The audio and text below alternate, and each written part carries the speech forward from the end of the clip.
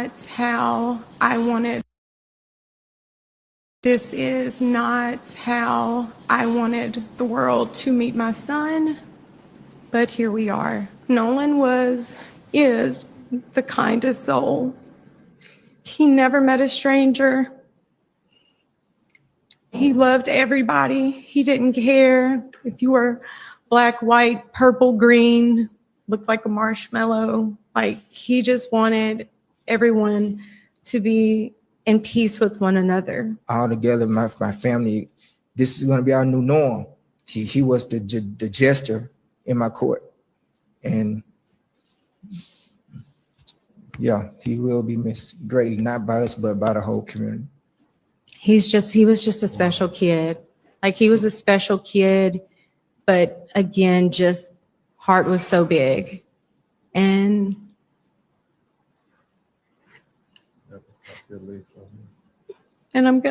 we're gonna miss him dearly. It's a lived experience for many Black Americans that oftentimes when our children are killed in highly questionable situations, that there is this notion that, oh, it was nothing wrong, no foul play, let's just sweep it under the rug. Well, we refuse to sweep it under the rug. We refuse to just let Nolan Wells' death be in vain.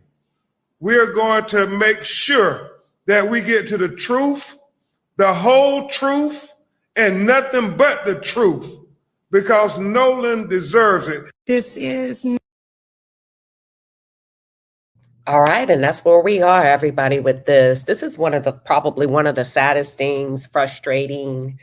So I've kind of held my peace on this one. And look, happy Friday to everybody. Thank you for joining today's conversation. If you are new over here, I am Queen Shiba, and we are going to break this thing down like 4 flat tires. Now, I've been kind of sitting on this one because I want to do it right and I want to do it justice. And in order for Nolan to get justice, we have to pipe down on the social media phenomenon. So, well, at least I decided the route I'm going to go is facts, questions, and make it make sense. And there's just some things that are not making sense at all to me as a layperson, right? And you don't have to be this criminal expert. You don't have to be this great investigator to know shit just isn't adding up. So the story doesn't add up. And the investigators want answers. People are asking questions. They're saying, please, please contact us. If you've seen anything, go through your cameras, look through your photos, your videos. So that tells me that the story that the friends are giving out is just not adding up. It's not adding up. It doesn't make sense. Let me just tell you what doesn't make sense. I don't know you. I mean, I don't know if you know or if you have any knowledge of teenagers, but they're not going nowhere without those phones, period, point blank. You can barely get them off their phones at dinner time. You have to say, put your phone down. You know, they sleep with those phones. They go to the bathroom with the phones. Hell, they're walking in public with their head down with those phones. So the fact that Nolan, 18 years old, a star athlete, nice kid, would just say, I'm staying here. I'm going to holler at this girl. I'm going to just stay here. You know what, homeboy? I'm so infatuated by this girl. Take my keys. Take my phone. Lord have mercy. I done lost my mind. I'm so smitten. That's a damn lie. That's a damn lie. I don't believe it. It's a lie from the pits of hell. There is no way, just period, outside of race, outside of a crime was committed, that a teenager, especially a boy, is just so smitten with a girl that he's going to say, you know what? I know I got here on a boat, but man, I like this girl so much. Just leave me here. Leave me here. I don't care how I get back in my house, take my keys, take my money, take everything. That's a lie. That is a lie. I also noticed some of the strategic language that's being used by the mother, the stepmom of one of the guys. And she said, Nolan made the decision. I said, oh, okay, here we go now. Listen to the language. And I'm going to get into that. The judge, who's the stepmother of one of the boys that was on that boat, said Nolan made the decision. Okay, now all of a sudden, kids are cognitive enough to make decisions. I see where you're going with this. We have not been able to verify or confirm that Nolan actually made that decision. We don't know anything because right now we're having to lean on what these three guys in this photo, they were supposed to be friends of Nolan. So Nolan is no longer here to tell his story, but I hope his body does. I don't believe Nolan made the decision to stay behind. I don't know about you, but let me just tell you something about the phenomenon of our culture, the psychological and the behavioral traits of the Black experience. Ain't no Black person that's going to come on a boat and don't have a boat, decide to stay home and hope strangers will give them a ride home on a boat. That's a lie. We come together, we leave together. It's an unspoken rule. We come together, we leave together, period, point blank. I don't think those kids are giving the entire story. I don't know what happened. I'm not sure what happened, but I know he's no longer, I know he's no longer here with us. And I know for me, I'm just going to say this. If I had nothing to hide, I'm not shutting down my social media. I'm not deleting anything. And when you start to lawyer up, I got a funny feeling and a sneaky suspicion that your hands may not be clean. It's too strategic. It's too political. I don't like the route that they're going. So now I'm looking at you sideways. And the fact that investigators are saying, please, please, please, we need your help. Continue to comb through everything that you have on those devices tells me they don't believe the story that they're being told. Now, here's the thing though, y'all. Everybody's saying, don't trust the officials. Don't trust the officials. They got to play this. This is chess and not checkers. They just can't go ham on these three boys. They can't expose their hand. So they got to lay low. If you understand anything about potential criminal investigations, you just can't come in pointing a finger at somebody because a community is upset. You got to ask questions over and over and over.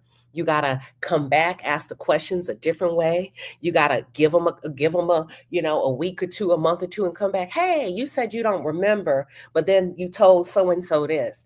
They got to play this thing right. And the way I'm looking at it is the investigators suspect something. They suspect something, but they cannot try this as an emotional. They cannot go the emotional route. They have to do things in decency and in order because the mother is a judge. The mother is a judge. You say, I'm so tired of this happening. Well, I am too. But if the truth be told, I don't even want to do that. But I mean, when we say I'm so tired of this happening, well, we live in a world where we have Black boys and Black men that are infatuated with other cultures. And they believe they're safe. And they believe that this culture is, you get what I'm saying? And that's a whole different conversations. And people are saying, Black moms, talk to your son. You can talk to him till your throat close up. But if they feel that they are better off being the only token in a group of people, you get what I'm saying? Cynthia, thank you for the 5-piece and a pepper. Cynthia says, thank you for breaking this down. Absolutely. It's my pleasure. Listen, let's get into the super chats. I appreciate y'all. And then we are going to get into this thing. And I'm also going to open up the lines. Money, money, money. Money, money, money, money comes to me, flowing effortlessly. Money, money, money, money comes to me, comes to me. Money, money, money, money comes to me, flowing effortlessly. Money, money, money, money, money, money, money, money comes to me. Money, money, money, money. All right, we appreciate it. Thank you, Scarlett, for the 20-piece and a pepper. You said, thank you, Queen, for always your amazing platform. We love and appreciate you. Nothing adds up or makes sense with this story at all. This poor baby lost his life and taken from the world too soon. Hurtful, very hurtful, very hurtful. And you can't make him the bad guy, stepmom, judge. You can't make him the bad guy. Because if you raise your kids right, you would know it's extremely irresponsible for your son to take the keys to the boat, get into a pissing match with another kid and leave him behind, or throw him off the boat. I don't believe Nolan was so infatuated with a young lady that he decided to lose his damn mind and stay behind. I also don't believe the young lady has a reason to be dishonest. She didn't do anything to Nolan. So if I'm going to give the benefit of the doubt, I'm going to give the benefit of the doubt to the girl named Chrissy. I do believe that's her name, who said, wait a minute, hold on. Nolan did not stay behind with me. We chit-chatted. We thought he was getting back on the boat with the boys. And here's another reason why I say I don't believe the authorities believe the version of what the boys are saying. All of a sudden, everybody has amnesia. And I was talking to somebody the other day. I said, they are pulling a Carmelo Anthony. What do you mean? All of those kids that took the stand in the Carmelo Anthony case that testified on the behalf of Austin Metcalf, when it came time to ask questions regarding, was Austin the aggressor? Did Austin punch first? Did Austin push first? Everybody said, I don't recall. I don't remember. I said, oh my God, this is starting to sound extremely familiar. They're going that route. But the authorities don't seem to be buying the story, if you ask me. Let's check it out. Yeah, I was told that there was a boat he thought he was going to get on that was leaving and that he might have been trying to swim to it. The only problem I have with that story is that if the people in the boat knew he was trying to swim to it and they saw him getting carried off with the current, they would have known about it. They would have been able to react to it. Not only that, even if that wasn't the case, if he went into the water at all and became distressed, it was so crowded that day that it seems hard to believe that nobody would have noticed a distressed swimmer in the water. So again, it's a story I was told. There's a lot of reasons why I question it. Did you hear him say? I'm questioning the story that I'm being told. It doesn't make sense to me as a man that does water. So we're talking about the Cajun Navy, right? These are volunteers that go out in some of the most harsh conditions to save lives, rescue people. He's saying this isn't adding up. I question those events. I question your version of events. There is no way. But listen, somewhere in between all of that is the truth. So I do believe a small part of what he just said. Let me take you back. Pay very close attention to what he's saying. Listen. Yeah, I was told that there was a boat he thought he was going to get on that was leaving and that he might have been trying to swim to it. If he was supposed to be on a boat, we don't know whose boat. It could have been his friend's boat. You see how the language is, there's a boat that he thought he was going to get on. Oh, you leaving me and I'm trying to swim to it? I do believe Nolan was in the water fighting for his life. I do believe that. I believe that. The question is, who left him behind? Who left him behind? Who thought it was cute and funny to watch him drown? Because what this guy is saying, if that's true, and you saw him being carried away by the current, how come you didn't go back and get him? The only people that wouldn't go back and get him would be the boys that came back without him. So if that's the boat that he was supposed to be on, and you thought it was cute to push him off, take off without him, he's swimming, and you keep going, and now he's being taken off by the current and drowns as a result of you abandoning him. I don't know. That's one version based on what I'm listening to. Let's continue. The only problem I have with that story is that if the people in the boat knew he was trying to swim to it and they saw him getting carried off with the current, they would have known about it. They would have been. Then that means that's murder. If you left your friend behind and he's swimming to catch up with y'all, that's murder. And you see him being carried out by a current, that would be murder. Because at your young age, if you're drinking, if you're doing quote unquote substances, and this black dude pissed you off and it's your freaking boat, I'll show you it's murder, allegedly. Because like the man said, nobody else would have a reason to be pissed off at Nolan to leave him behind and watch him being carried away, right, with the current and say, oh, well, the only people, if this is true, would be the boys. A group of strangers that he doesn't know, doesn't have any qualms with him. They don't have any beef with him. They would definitely go back and say, hey, wait a minute, there's this kid in the water, turn the boat around, right? Been able to react to it. Not only that, even if that wasn't the case, if he went into the water at all and became distressed, it was so crowded that day that it seems hard to believe that nobody would have noticed a distressed swimmer in the water. So again, it's a story I was told. There's a lot of reasons why I question it. I do too. So here's what I believe. I believe they purposely left him behind. I believe they saw him struggling. And I believe they may have allowed him to get carried away by the current. That would be murder. You didn't render aid. You were pissed off for whatever reason. You got your story straight and you decided that you all were going to say, we don't remember. We don't remember. I don't recall. Let's just say he decided to stay back. He decided to stay back. That's going to be your best angle with this. Therefore, you bear no responsibility in this. We're going to place the responsibility on him. Nolan decided to stay back. We're going to make up a story about, was he talking to a girl? Yeah. Just say he stayed back. He stayed back to talk to the girl. Let's continue. What I do know is that he went out there with a number of boys that has been his regular friend group since he was young. They were ready to leave at about 3:00. They told him it's time to go. I was told he had started talking to a young lady. That's the boys' version. We cannot confirm nor deny because Nolan is no longer with us. That's their version. We're going to say we were ready to go.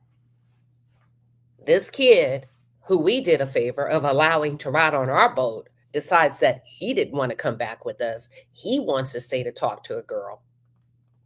And he wanted to hang back and keep talking to her, and that he would believe that he could get another ride. Now, from who?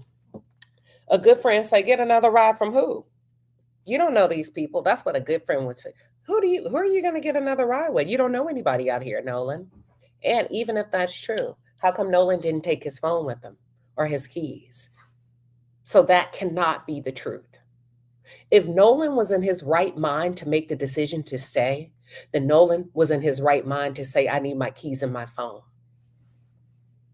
You can't have it both ways with these kids that are telling this story. If he was in his right mind to make a decision to stay, then you would have to explain to us why he didn't take his phone or you didn't give him his phone and his keys.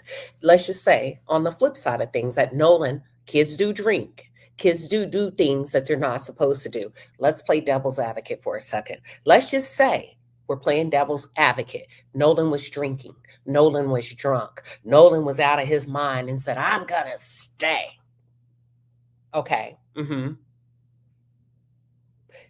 And these other boys are in their right mind. Why would you leave your friend behind in that condition without a phone, without his keys? Either way, your story isn't adding up. Some people have been criticizing, saying, "Oh, you never leave your friend." Well, technically, they didn't leave him. He requested to stay behind, and that's very strategic. He requested, "Hi, guys, go ahead and leave me. I don't own any boats. I don't know anybody." You see that? He requested to stay behind. Okay. If you know anything about how, these barrier islands are and how they're used recreationally, people go out there on one boat, they might come back on another boat. Like it's Black people don't. Now that's common for white people. You guys are very comfortable on boats and water. And we do know a lot. I'm very familiar with lakes and how party boats and the scene work. You're absolutely right when it comes to white people. And if this was a white boy that went missing, this would be a very, very valid argument. But because it's a Black teen, we all know better. Now, I'm not saying they did anything or they didn't do it, but your phenomenon doesn't work in this situation based on the victim. It's almost like a community ferry system, because not everybody has a boat, and you might jump on with another group of friends, whatnot. What we have. Not, you can't tell me.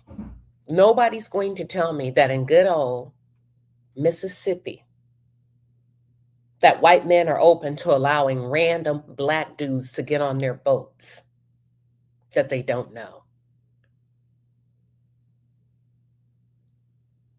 That wouldn't make sense. That Nolan would gamble,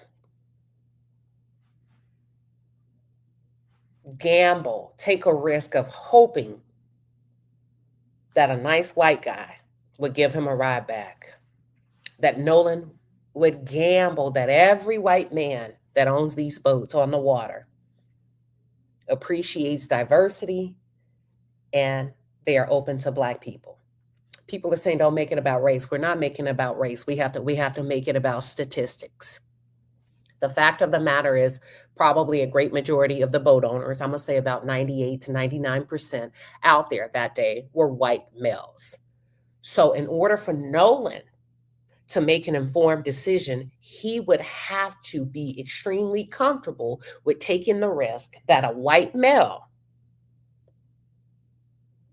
whom he doesn't know would be open to giving him a ride back. I call bullshit. To find out is, after his friends left, who was Nolan in contact with? Who did he believe he was supposed to get a ride back with? Did that boat give him a ride? Did he get on? I think he believed he was going to get a ride back with his friends. And I think that's the boat I'm going to stay focused on. I think the imaginary boat that y'all are trying to point us in the direction of doesn't exist. No one has come forward to say, yes, I was the one that Nolan was supposed to ride back with. However, he never showed up on my boat. No one can corroborate or validate this version of the story that the friends are giving. So what I'm going to do is I'm going to keep my focus on the friends. You are the boat that you're talking about. You are the boat that left him or pushed him off or whatever happened. You are the boat that probably saw him swimming, but for whatever reason, whatever went down, you decided, fuck him, I'm going to keep going. On any boat, how did he end up in the water? Did he wade into the water on his own? Did he get on a boat and fall off? That's what we have to find out. On those particular islands, you're not allowed to like camp out or be there after dark. And so the rangers, as it gets to be sunset, they start running around looking for, if there's still any boaters or people out there saying, hey guys, it's time to go home. So I would not think that Nolan was just wandering around the island when it got dark. My instinct tells me that he got off the island, either tried to swim off or got off on a boat. He didn't try to swim off. I'm going to tell you that. And a part of this we have to bring into race because we have to talk about social norms, behavioral patterns. I'm telling you, he did not try to freaking swim off that island. And somehow ended up in the water. But because of the Rangers' presence, I don't think it's likely that he just like spent the night on the island or was there after dark. Yeah. Okay, so that would lead me to believe that when the boys left, that there's a strong possibility that Nolan was already dead. I believe when those boys left, they knew he was dead. That's what I believe, okay? Now, I also believe that he did get on that boat. I believe that tensions may have been high. I believe there could have been an altercation verbally on the boat. I'm not talking about what everybody is playing and people are cussing and fussing back and forth. Not that audio. I think that conversation, that narrative continued on the boat. Now, let's talk. We're going to talk. I have a 16-year-old, let me just say 17. I have a teenager. And I said, hey, let me ask you something. Do you think they beat him up? He said, nah. I said, you don't? Nope. Because he can fight back. He's in pretty good shape. I said, okay. If something happened on that boat as teenagers between those boys, what do you think happened? Now, listen, as adults, we process and think differently than kids, right? But if you just sit down with kids without judgment and ask them without taking the tone, my kid would never. So I said, what you think happened? He said, I think they choked him out. I said, what? You believe they would do that? Yep. So you don't think they were squabbing on the boat? Nope. They probably choked him out and threw him over and say, hey, let's just say he accidentally drowned or he fell off or he didn't come back. Yeah. The Estet Noir says, me too. And then I think they kicked him off or threw him in the water. Yeah. See, we like to take kids and say they would never. Just listen to them, ask them. I said, well, they were probably arguing. Yep. And if they were drinking and not supposed to be drinking and doing drugs or whatever, yep. And they all just ganged up on him, choked him out. He can't fight 3 of them. That's what he said. I said, okay. I said, you think they overpowered him? Probably. Now, we're not saying that they did it. I said, hypothetically, if they did something to him, what do you think they did? And that was his version as a strong, in shape teenage boy. He said he can't take all 3 of them. I said, all right. And I do believe that the investigators now know, wait a minute, your account of events are not adding up. And Nolan Wells' death has fueled speculation. It's fueled grief and racial tensions because, listen, I'm sorry, you guys. You can't make him a bad guy in this story. You just can't. Now, sometimes you get situations where you're able, by technicality, to make the other person the bad guy in this story, but you can't do that this time. You can't. You can't say he was aggressive. You can't say he provoked anybody. You can't say he was out there fighting. You can't do none of that. This was a lovely kid. And that's crazy that we would have to qualify him in order for him to be seen as a victim. That's crazy to me that we would have to make sure that he has a solid, pristine, crispy white past in order for people to be concerned about his death, right? But it is what it is, and we're going to talk about it, and that's what we do over here. So Nolan Wells set out to celebrate the 4th of July with a group of friends, a group of people he thought were friends. Now, I'm going to just tell you this. I don't think they are friends. I don't think they were ever his friends. Why? Based on how they're handling the situation today. Ain't no freaking way in the world that I would be comfortable with my friend drowning and then I'm going to jam up and lawyer up. I wouldn't give a damn what the lawyer said. I wouldn't give a damn what my mama says. My heart would be broken. And Mom, I want to help. Mom, I'm going to talk to the police. I'm going to tell them we got in an argument, even if we got in an argument, and even if I was pissed off, Mom, and I left him behind, but I didn't kill him. I didn't touch him. I want to make sure, Mom, that I do the right thing for Nolan. And let me tell you why. If you raise a good child, because that's the way you raised me, Mom. You can tell a lot on how these kids were raised based on how the parents and the children are dealing with the situation right now. For me, it's a lack of accountability. Why are you lawyering up? It hasn't even been deemed a criminal investigation. Why are you refusing to talk to authorities to help your friend who was found dead in the water, your friend that everybody loved? What are we doing here, folks? So it says a lot about the mindset. And I've gone, listen, one thing that stands out to me in the Carmelo Anthony trial as the state was wrapping up their final closing arguments. And when they nailed the cross, they nailed Carmelo Anthony to the cross because they told the jury, don't think about his excuses. I want you to think about the mindset of the situation. So I got to use the same strategy. I have to consider the mindset of kids that will leave a friend behind who doesn't know anybody else but them. I have to consider the mindset of young boys, teenagers that will take their friend's phone and refuse to give it back. I have to consider the mindset of boys that would not make sure, hey, buddy, even if you stay behind, dude, here's your keys. I have to consider the mindset and the heart of 3 white boys that will say, hey, even if he chooses to stay behind, hey, dude, give him his phone so if shit happens, hey, text me when you get home. Call me when you get home. If anything goes down and that quote unquote girl that you're staying with, that you want to talk to, man, if she starts acting funny, call us, we'll come back and get you. The mindset.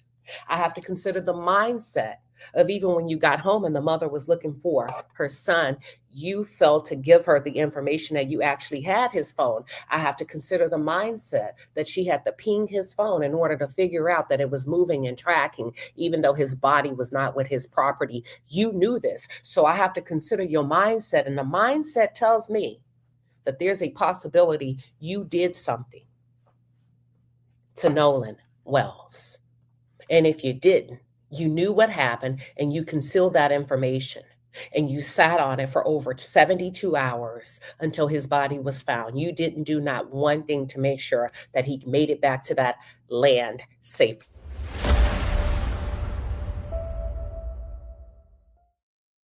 Yeah, I have to consider the mindset and how these kids are raised. I don't care if you're a judge. Their behavior indicates that they have the propensity to lie and cover up and not be good people. The mindset. Forget the fact of the unfortunate outcome. Before we got to the unfortunate outcome, decency, kids that are raised right, and it doesn't have to be the kid who owns the boat or who parents owns the boat. Nobody thought to say, hey, wait a minute, make sure Nolan has his phone, dude. The mindset, the group mentality. Yeah, something isn't adding up to me. Thank you, Luis, for your Cash App. Thank you. So Nolan went out with people that he thought were his friends. And I think, unfortunately, he found out that they are not his friends. And I think that's why we're all saying this to those of you that are tuned in and saying, well, why are these Black people saying? Because friends don't do this. Friends don't leave their friends behind. And even if he insisted on staying behind, friends are going to make sure you got your phone, you good, you got your wallet, you got enough money, just in case somebody charges you, you got your keys to get home. That's what I'm talking about. Those aren't friends. So in the photos from the boat, according to CNN that day, I don't like, you got to listen to the innuendos. Let me show you something. They say woke. I'm very woke. Now, I'm quoting CNN as my source, but I just caught something. They said in photos from the boat, listen to this. The 18-year-old towers above his friends, his arm casually slung around their shoulders as he smiles for the camera. Oh, so now we're already establishing a height-weight differentiation. Towers above his friends. That's a bias indicating that Nolan had a size advantage on those kids. So that, for me, see, Nolan is dead. Why would you describe him as towers above his friends? And what that tells me is, wait a minute, there's some shit coming down the pipeline. And we want to establish subconsciously Nolan as being the bigger one, the stronger one. Pay very close attention to the propaganda, all those subtle, powerful towers above his friends. Okay. The same way people believe that Austin Metcalf towered. Hunter Metcalf towered above Carmelo Anthony, but Carmelo Anthony was deemed the aggressor.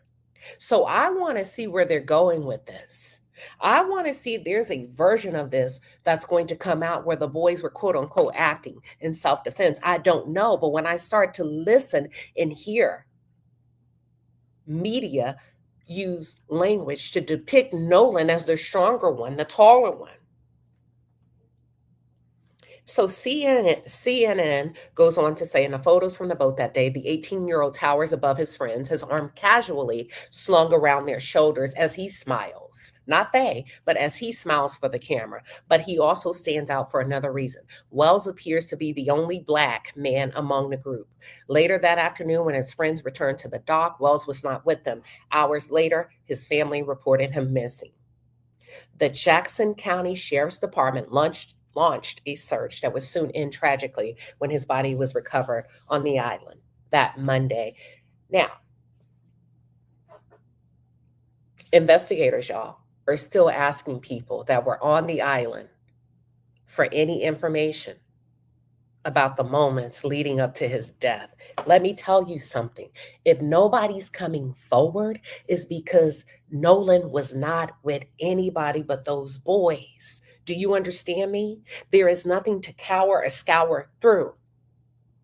It started with the boys and it ended with the boys. So the call to action is truly in vain because these boys know what happened to Nolan. He didn't get into another boat. He got into that boat with his friends, or he attempted to get into the boat with his friends, and you let him drown, allegedly. Yeah, chew on that. Yes, they did. They took his phone and his keys. Now, people say, oh, you leave your phone and your keys on the boat. We get all of that.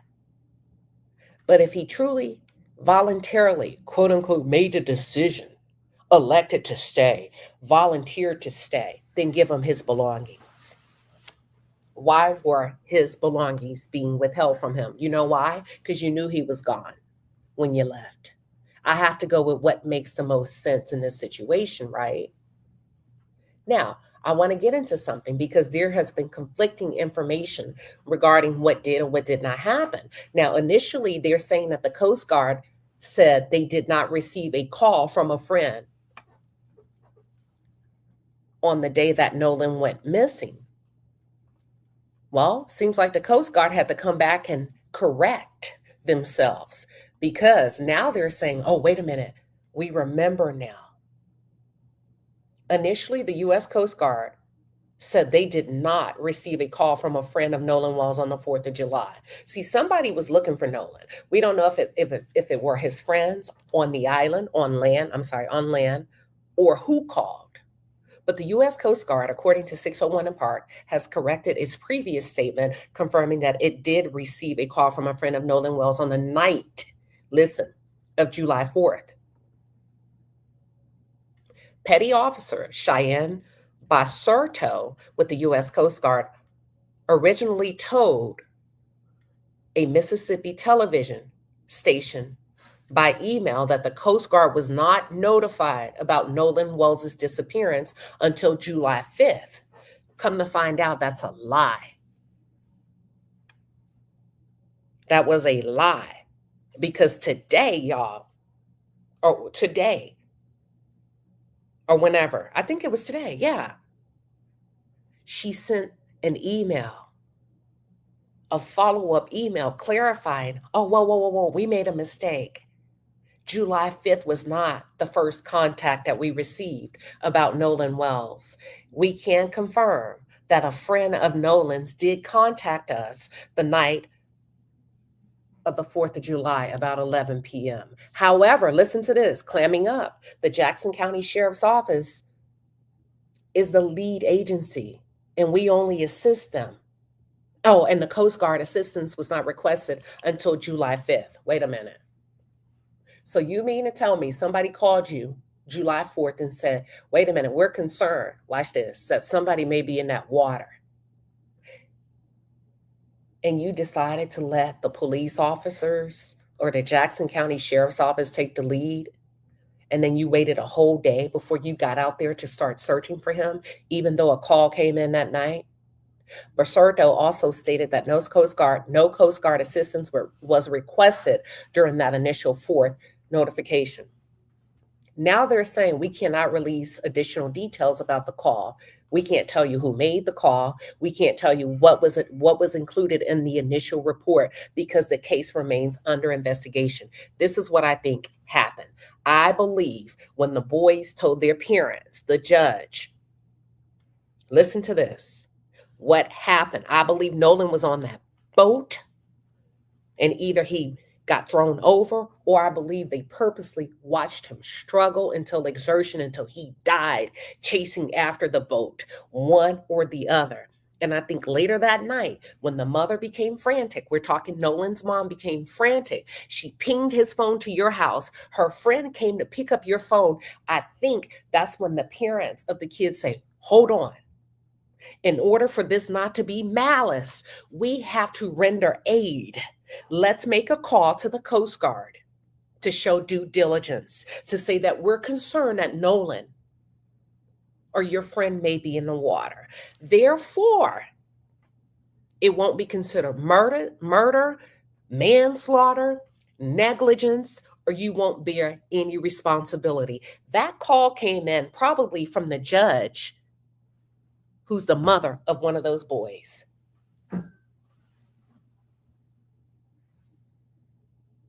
Now we got to move fast. Now we have to show due diligence. Now we have to show that even though when my boy got home and he discovered that Nolan still hadn't made it home, the first thing we did was make a call to the Coast Guard. Watch it all come out. That's what I believe happened. Now, let's continue with the mother. More on the mysterious death of Nolan Wells. We're joined by his parents, Christine and Elmore Wansley, as well as their attorney, Ben Crump. And before we get started, first off, I want to thank you for being here under these circumstances. I know how extremely tough it must be. And we can express how sorry we are for you and your family. And first question, how are you two holding up? Taking it second by second. Day by day. Second by second and day by day, which we all can understand. And I just want to ask you, the friends that Nolan traveled to Horn Island with, they say that he stayed behind voluntarily. You see the word strategically. So those are legal terms, voluntarily. Voluntarily means he stayed. I believe there's something bad that happened to him. I don't think he voluntarily stayed behind. But those are very, very strategic words. Start listening as you follow this case. Listen to the side of the boys. Listen to their narrative. It was voluntarily. Let's continue. Why would he stay behind? That we cannot answer. I can't fathom why he would. I don't know why he would. We always taught him to, if you go with a group, you stay with a group. Mm-hmm. Even when he was in college, he would say, Dad, well, we're going to ride down to a party or something in another city. So I was out telling him, look, if you go with 5, you come back with 5. Do not separate from your group. Because I always say safety is in numbers. Mm-hmm. And he always said, yes, sir. So he knew to stay with his group. So why would he split from his group? I don't know. I don't think he did. I think a question and we got to ask the questions to the parents, the hard questions. Has he ever stayed behind before? Right? We got to be fair. That was my first thought. Does this sound normal? Has he stayed behind before? Even when he hang out with the black dudes, has there ever been a time that he felt safe enough to stay behind before? So that would have been unusual for him to split from the group. Yeah. And you said he would always check in with you. Did he check in with you that day? So that day, no, I don't. But of course, too, they were on the boat. And usually when he is out there, which it's not uncommon, he's, I think, since last year, he's been going there occasionally with his friends. And so it would always just be like, hey, Mom, I'm back type of thing. But this time there was no call or text from him. It was from his friend. And then too, what did the friends say? Let's see if they get into it. Really didn't worry a lot about it because, it was his last weekend to have fun. Yeah. Because that Monday he had to report to school. We was preparing to take him back for camp. to prepare for the season. So, we're gonna see. He wanted to have his last little hurrah before he locked down and get ready for the season. Because, like I said, the entire summer he's training. He got more serious. He started to understand what I was trying to tell him about football, not just being fun, but as you get farther in it, it becomes a business. If you want to excel, you have to understand, and you have to understand both at the same time. And we know, Ben, that you said that you're going to do an independent. See, there's a moment we miss right here, Michael Strahan. What did the friend say? The mom said, I didn't get a call. I did not get a call. The call or the text or the communication I got was from the friend. Come on, y'all. We got to be on it. What did the friend say? Oh, you said the press conference. Can somebody send me? Okay. Thank you. Can somebody send me that link? I think I may have it, but let's continue. An investigation. Yes. And you say you have Nolan's cell phone and messages were deleted. How could you tell messages were deleted? Well, his parents got the phone back, and that's something that's important, Michael, because they tracked this phone on Life 360. So Life 360, but when I received the phone call from Warren, I immediately called my friend Tashima and I said, hey, have you guys seen Nolan? Because her two sons, Jalen and Javon, they grew up together. They played city league sports together. When they got into school, they played sports together. And so she was like, hey, okay, the boys were pulling up the location from Snapchat. So the Snapchat location looks completely different than the Life 360 location. So when I pulled up Life 360, it was different. It was showing everywhere the phone had been. I was like, well, it's showing that he's back on land. He's like, but no, he didn't come back with us. Well, how were you able to get the phone? Okay. All right. So Warren made the call. Warren initiated the call. I need to know exactly what Warren said. And maybe they're going to cover it because I tried not to watch anything ahead of time. So what's happening now for me is the same thing that happened in the Shanquilla Robinson case. Shanquilla Robinson went to Mexico and her friends murdered her there. Okay. They came back to the U.S. without her. They made a call to her parents to say, hey, Shanquilla didn't come back with us. The parents said, what happened? They said she had too much to drink. She got alcohol poisoning. So this is starting to look similar. Hey, he didn't come back with us. What happened? He voluntarily stayed. Okay, now I'm suspicious. So we tracked it, and my friend Tashima went and picked it up. It wasn't like they said we got his phone. They tracked it, and that highlights all these contradictions, Michael. The fact that they said Nolan was talking to a young woman and she said that he said, I'm going. Now, here's the thing. They got off script for me because Michael asked, how do you know text messages were deleted?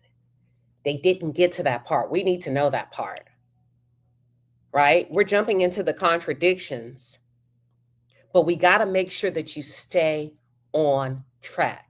You answer the questions. How do you really know? And I'm not saying that it's not true, but how do you know that messages were deleted? So far, they haven't answered that. Back to get on the boat with the boys. The boys said that he said he was going to stay with her. And so that's an obvious contradiction. And then this video of this, you can hear an argument going where Nolan is saying, give me my freaking phone. What are you freaking doing? And so then his phone ends up missing. I don't know any teenagers, Michael Strahan, who says, if you believe their story, I'm going to stay behind and I'm going to leave my phone. I mean, no young person leaves their cell phone. And so then there's so many things their parents were telling us about, even why didn't his body wash up with the... Okay, we're all over the place, but I get it. But we're going to have to be a little bit more fluid, Ben. And we're going to have to take us from start to finish. We done went from how do you know the text messages were deleted? We didn't answer that. We jumped into contradictions.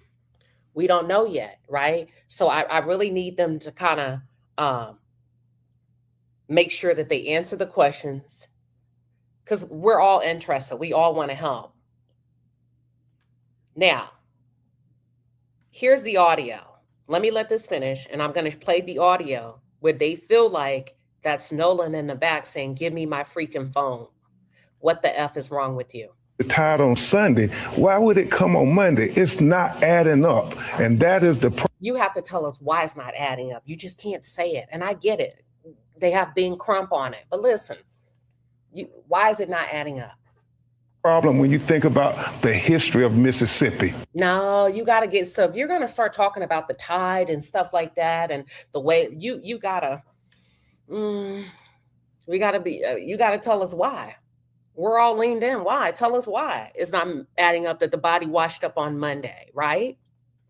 Let's go to the audio. So this is the audio where they believe Nolan can be heard saying, give me my fucking phone.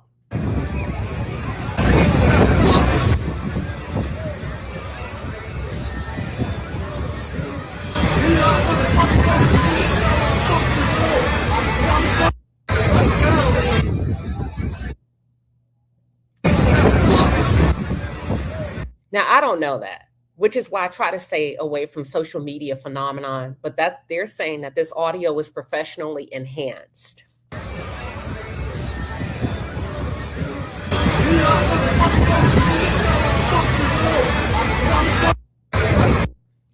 So let's go to some other things that I would like to call out.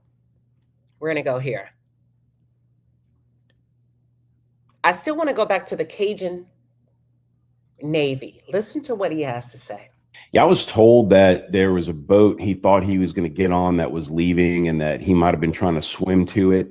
That's true. Problem I have with that's true. You're going to get a little bit of truth mixed up with lies. I believe there is a boat that either he was thrown off of or they pulled off and he was trying to swim to it. But I believe that boat belongs to you, Warren. I believe that boat belongs to you. So I believe we got a snippet of the truth that Nolan was in that water fighting for his life to get back to that boat. The question is, was he on the boat and thrown off the boat? Or did the boat pull off without him and he starts swimming to the boat? They're watching him struggle. They're watching him being carried away by the current and fail to render aid. And is that why, allegedly, the parents made the phone call to the Coast Guard at 11 p.m. at night? And initially, the Coast Guard tried to strike it from the record by denying that a distress call had come through, requesting assistance to go look for Nolan at 11 p.m. at night. Now, I just covered that. The Coast Guard initially denied. That means they all failed Nolan. Because how come you did not dispatch resources to get in that freaking water that night to look for him?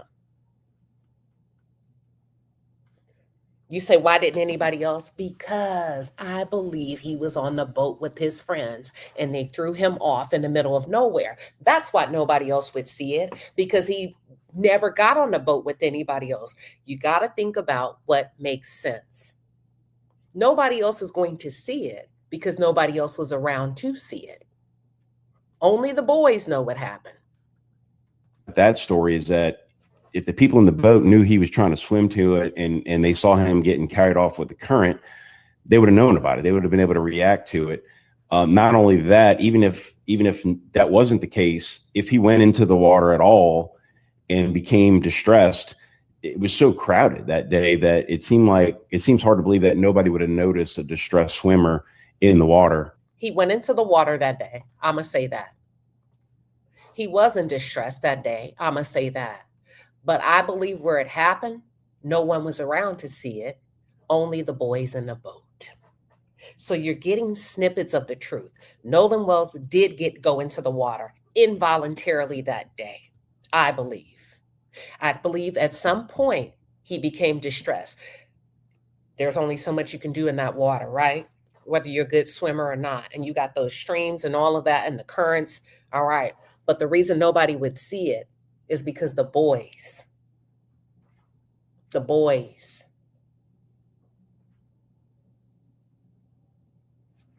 Only the boys witnessed it. So again, it's a story I was told. There's a lot of reasons why I question it. What I do know is that he went out there with a number of boys that has been his regular friend group since he was young. They were ready to leave at about 3:00. They told him it's time to go. All right. So now all of a sudden, boys can remember times and dates and anniversaries and birthdays. Times, dates, anniversaries, and birthdays.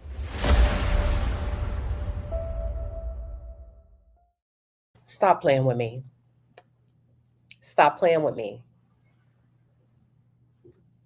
If those boys can all agree that it was 3 p.m., no doubt that's because it's rehearsed. That's because we got our story together. All right. It was about 3 p.m. when you left. Nolan wasn't ready to go. That's what you're going to tell them. Go ask your teenage sons, nephews, something about a specific time and watch them look at you like you speaking a foreign language. Huh? What time did you go to bed last night? I don't know. Ain't no way. Ain't no way. Now, the girls may know. Maybe 3:30, 3:25. The boys, it was exactly 3:05 p.m. No, that's a lie. That's a lie. I was told he had started talking to a young lady and he wanted to hang back and keep talking to her, and that he would believe that he could get another ride. Now, some people have been criticizing, saying, "Oh, you never leave your friend." Well, technically they didn't leave him. He requested to stay behind. And if you know anything about how, these barrier islands are and how they're used recreationally, people go out there on one boat, they might come back on another boat. Like it's almost like a community ferry system, because not everybody has a boat, and you might jump on with another group of friends, whatnot. What we have to find out is, after his friends left, who was Nolan in contact with?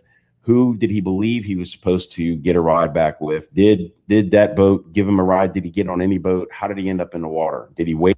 They know how he ended up in the water. I don't think Nolan stayed behind. I think that's a lie from the pits of hell. And let me tell you why. Not one person. See, these other people that don't know Nolan, they have no dog in this fight. If Nolan stayed behind, you're going to have somebody say, "Oh, yeah, listen, it was probably a handful of black kids out there that day." If Nolan stayed behind like these boys are reporting, I guarantee you people would have been able to corroborate that. Nobody can corroborate that, because he didn't stay behind. He got on the boat, and the question is, what happened? I don't think they pulled off and he was swimming after the boat in front of everybody and everybody watched him drown. So we can eliminate that theory. I think he got on that damn boat. Wade into the water on his own? Did he get on a boat and fall off? That's what we have to find out. On those particular islands, you're not allowed to camp out or be there after dark. And so the rangers, as it gets to be sunset, they start running around looking for, if there's still any boaters or people out there saying, "Hey guys, it's time to go home." So I would not think that Nolan was just wandering around the island when it got dark. My instinct tells me that he got off the island, either tried to swim off or got off on a boat and somehow ended up in the water. Yeah, I think the boys threw him in the water. I think something happened on the boat. I think whatever they were arguing about, just like they were arguing under that tent in the Carmelo Anthony trial. You see what I'm saying? Heightened, cursing, whatever. But watch this. We know he did not get left behind, because these people, this lady says she was parked right next to Warren in Nolan Wells's group. Caitlin Bouchard says we were parked right next to them and he was nowhere in sight when we left at 7:30 p.m. Nolan's friends are saying we left at 3. Nolan stayed behind. That's our story. We're sticking to it. This lady is saying 4.5 hours later nope. Here's everybody that's out here, still out here. We know he didn't wander off on foot. She said, no, he was not out there. That means he got on that boat, people. And his friends are probably not being forthcoming. He left. Now, I don't know if they left at 3 p.m. I believe that's their story and they are sticking to it. But we know if we can, by process of elimination, we can start to say there's a strong probability that Nolan Wells got on that boat. What happened after that? Only those boys know. You said, I agree. I think they threw him off. All right, let's continue.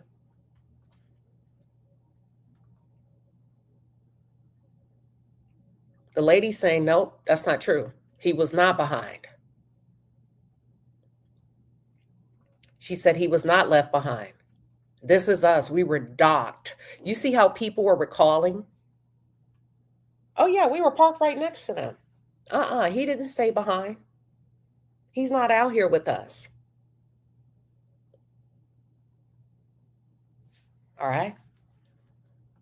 Now I want to go to the young lady, because the boys corroborated a story to say, oh, he stayed behind for a girl.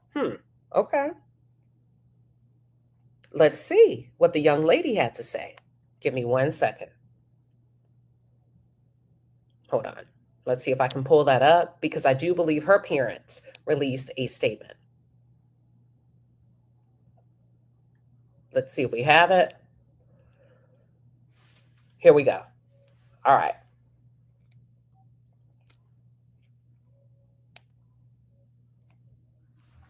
Now, this young lady that the boys are saying that Nolan stayed behind for. I'm pulling this from the Public Court of Opinion. She said, what happened to Nolan Wells? You have two parents, two different stories. Warren's stepmother is a judge, and the mother of Katie took to social media to defend their son. Hold on, Katie took to social media to defend her son, but they also can't keep their story straight. So let's see what happens. I don't want to get into Katie. I want to get into Ashley. Hold on. Hold on.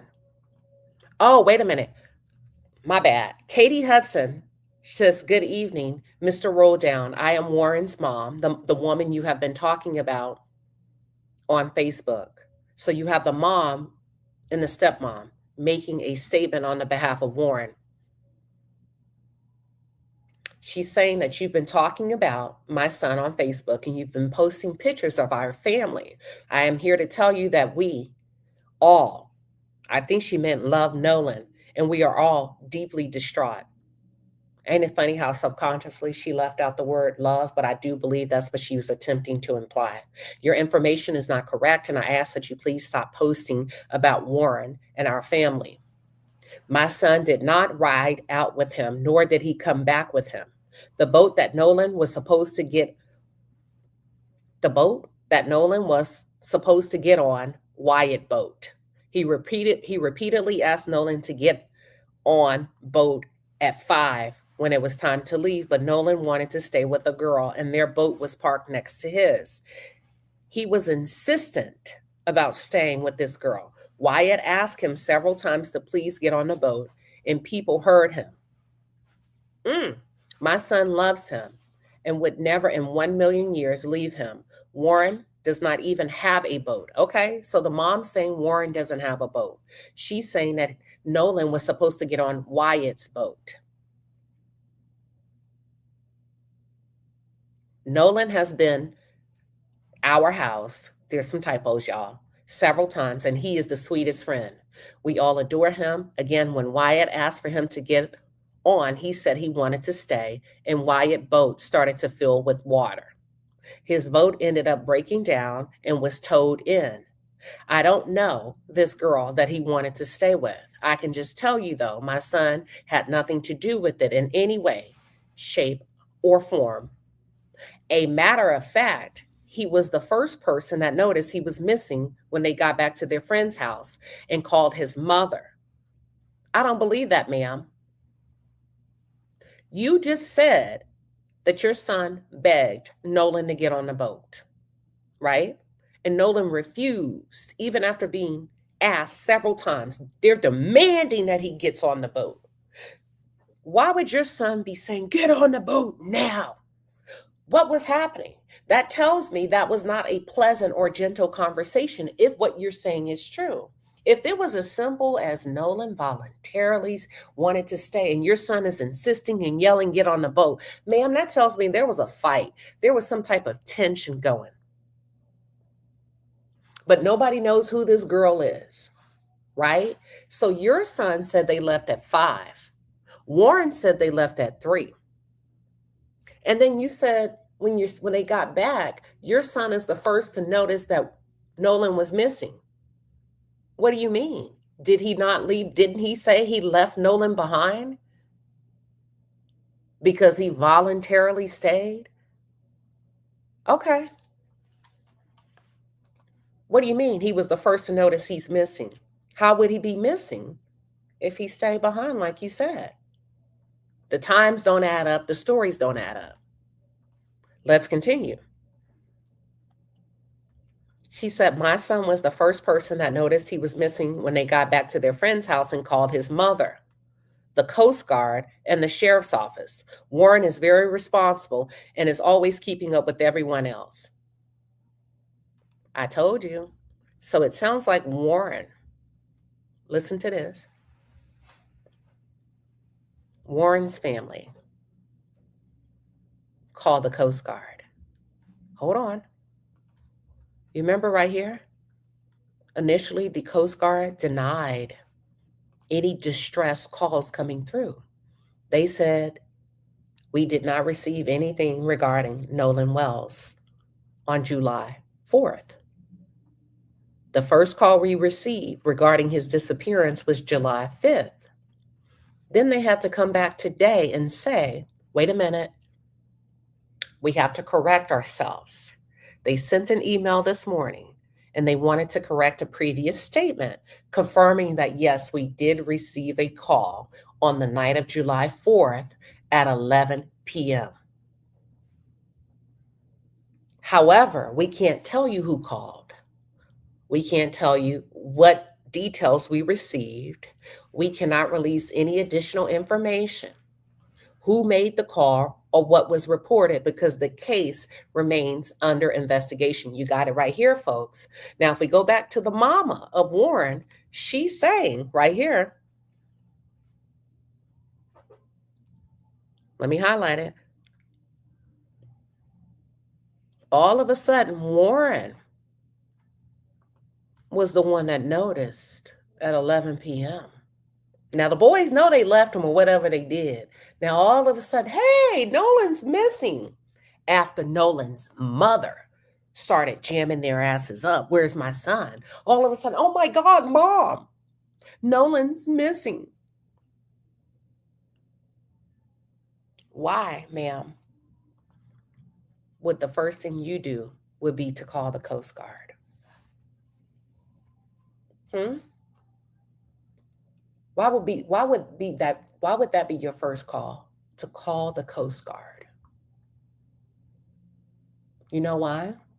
Because your boys know he went down in that water. The mom, Nolan's own mom, didn't think to call the Coast Guard.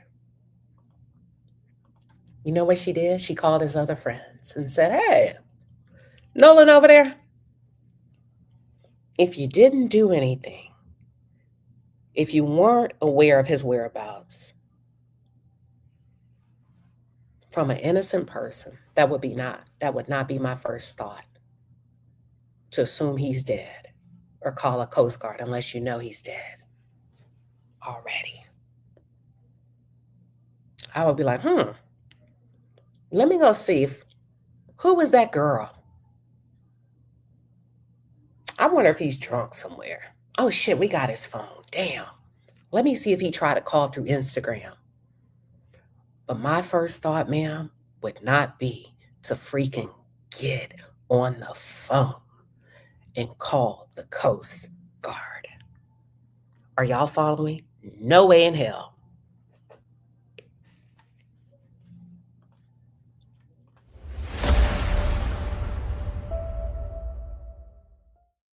You call the Coast Guard because you knew that body was going to come up and be floating.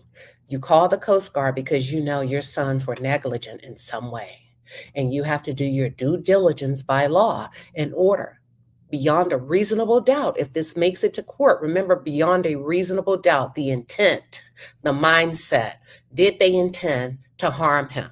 No, because we call the Coast Guard. Did they intend for him to die? Nope, because we call the Coast Guard. As soon as we realize what? He was missing. Y'all better listen. Soon as we realized that he was missing, we did what? We called the Coast Guard. Therefore, ladies and gentlemen of the jury, you get what I'm saying?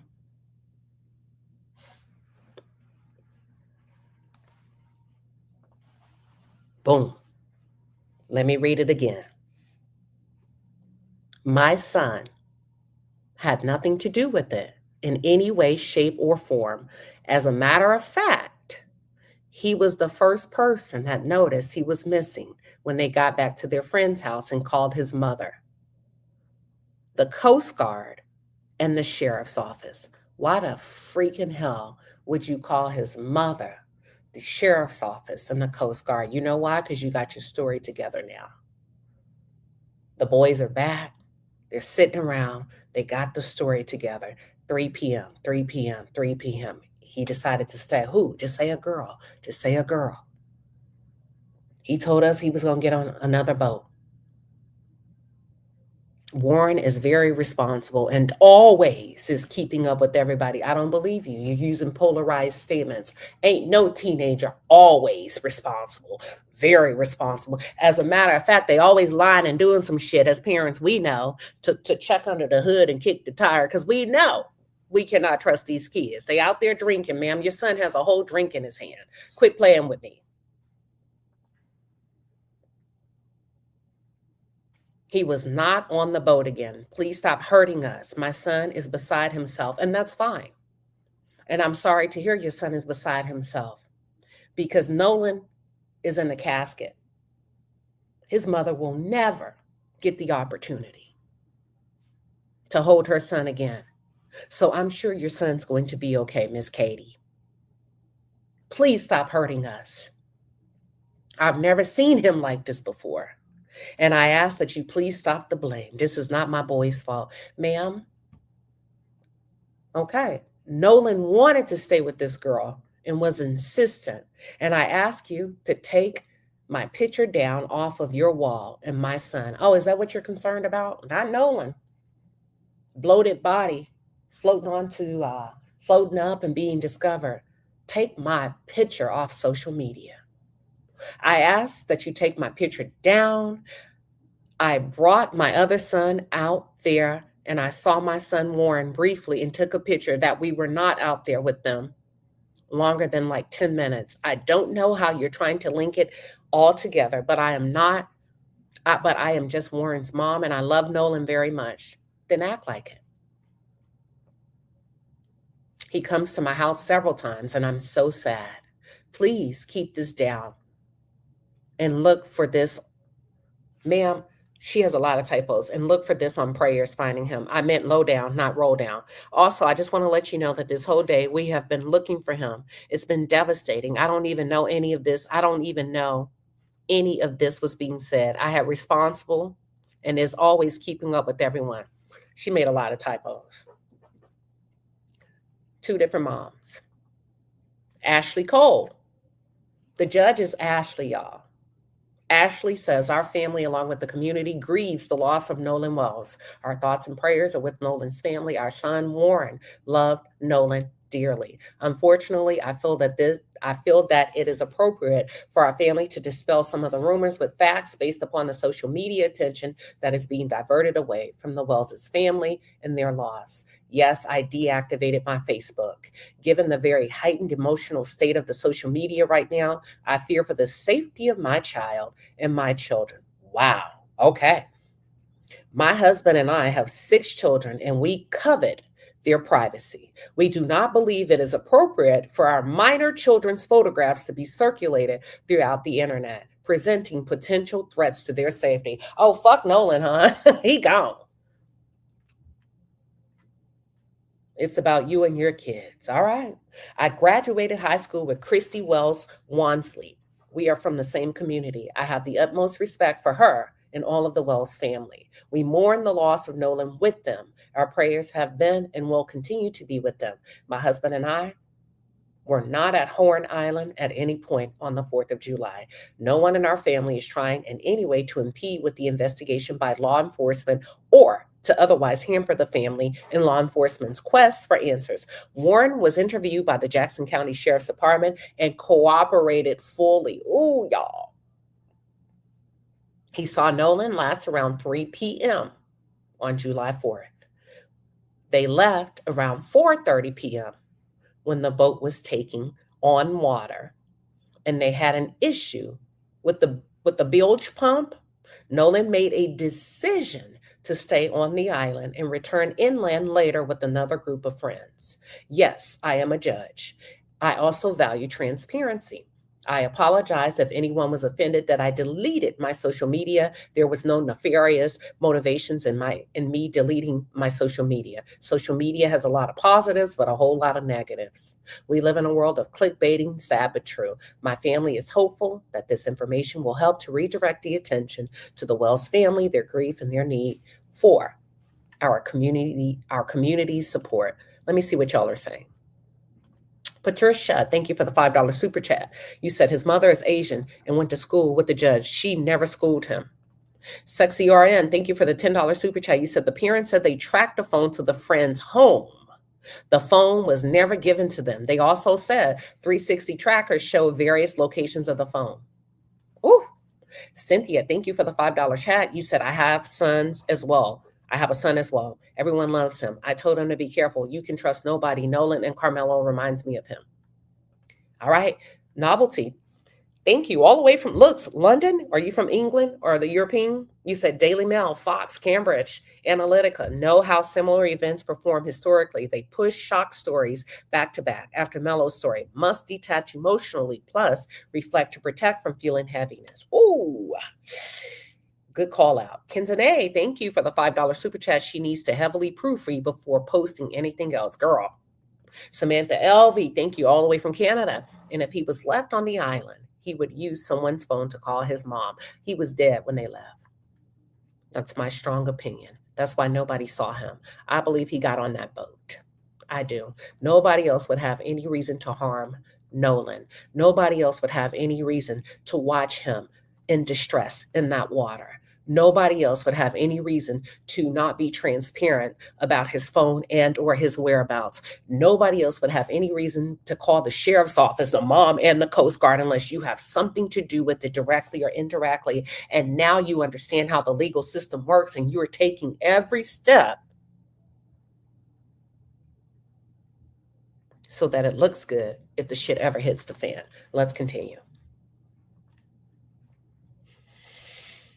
How did Nolan's phone end up being tracked to Warren's house? Ask yourself, why did Katie say they never planned to leave together? It's a lot.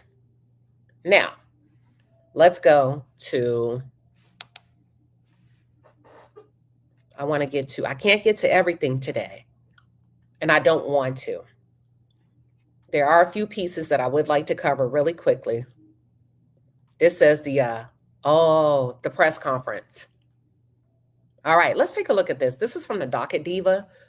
She's saying, according to Nolan's family, there were deleted snaps or possibility of Snapchats being deleted from Nolan's phone, mismatched geolocation between Snapchat and Life 360, viral audio, right? A video where you can hear what people believe is Nolan's voice asking for his phone back, a young woman whose story doesn't match his friends, and a father who says his son knew the rule. We come together, we leave together. Give me 1 second. Just from where you sit, what are the biggest unanswered questions so far about this case? Obviously, the biggest question is what happened to Nolan Wells. I think the reason this case has caught such fire is because they see the pictures, They see the video and they're saying, hold on, you're trying to tell us just accept this an accident and sweep it under the rug?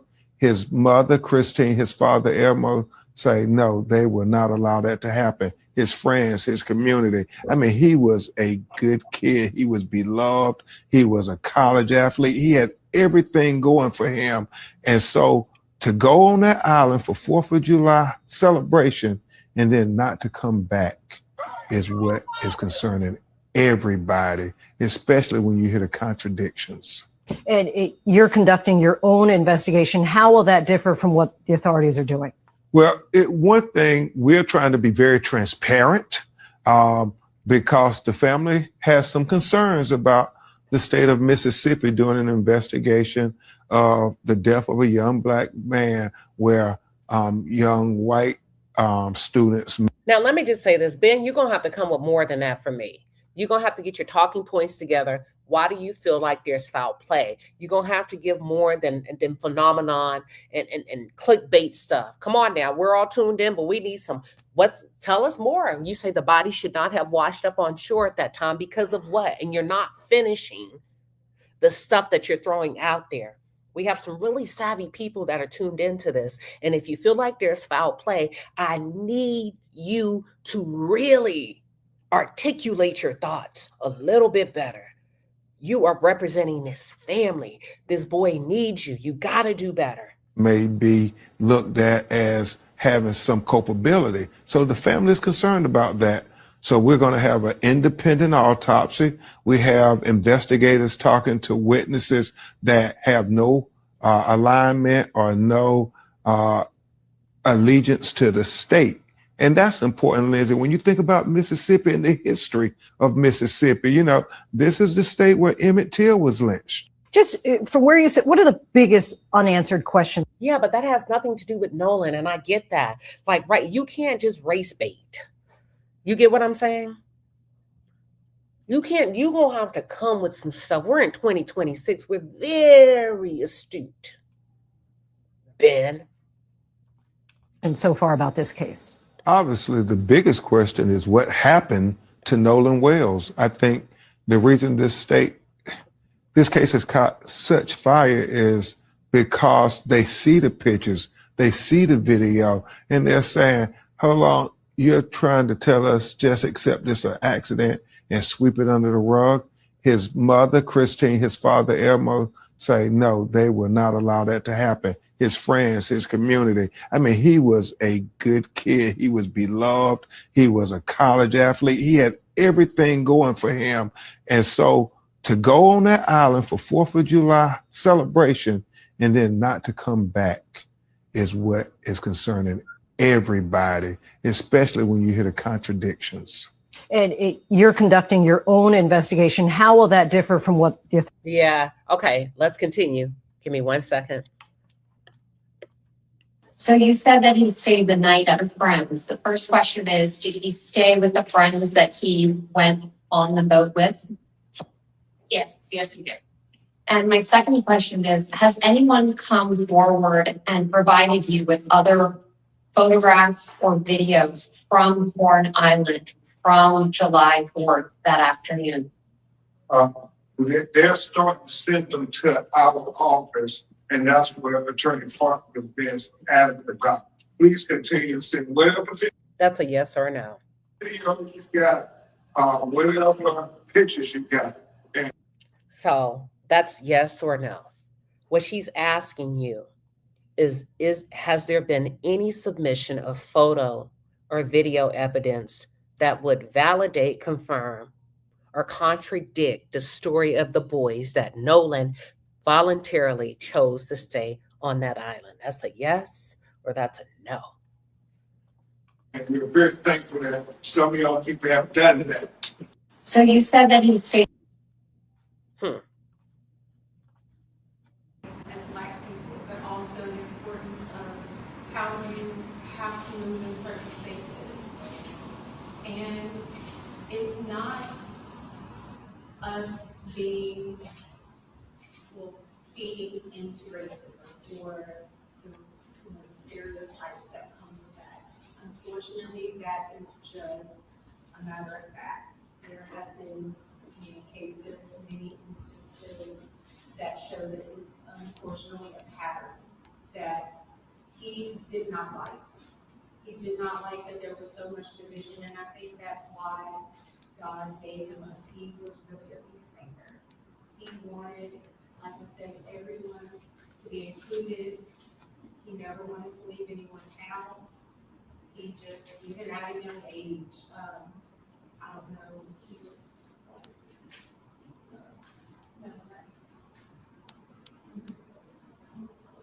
so his father and I were having a moment.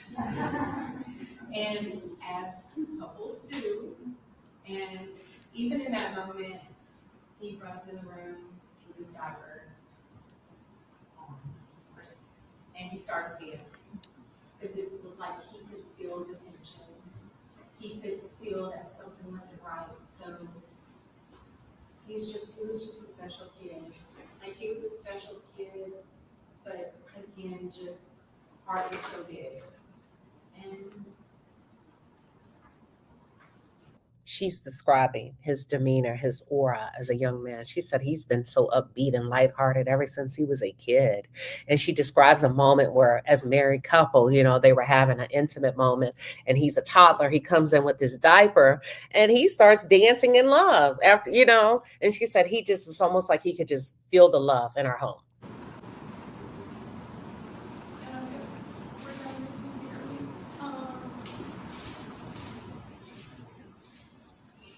But we are grateful, especially to our friend, to Shiba, who actually was one of the people who helped us that night. She went and picked up his cell phone from where it was, and then provided that to us, because we of course contacted authorities to figure out who to do the report with, whether it was the county or the city, which then turned into DMR, who I contacted immediately from there. And, but so our friend actually, when I called her, Nolan is best friends with her two sons, Xavier and John. When I called her, I said to Shiba, have you seen Nolan? He's missing. No one's seen him, no one's talked to him. The boys were actually with her sons. So they opened up their Snapchat, because a lot of the kids do have their locations where they're tracking one another. So one of the boys says, well, it's showing that, I can't exactly remember what his location was showing, but my Life 360 location was showing something completely different. It was actually showing that his phone was like he was on land. And so we ended up, she received the phone from that parent, and then we met up where his car was, which was at a separate location. There were issues obtaining the key, but even so, there's just a lot of.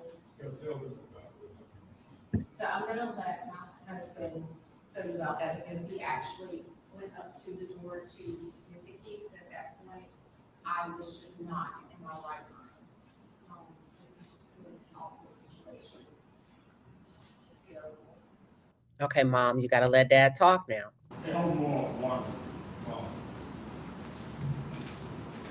Okay, so the situation with the key.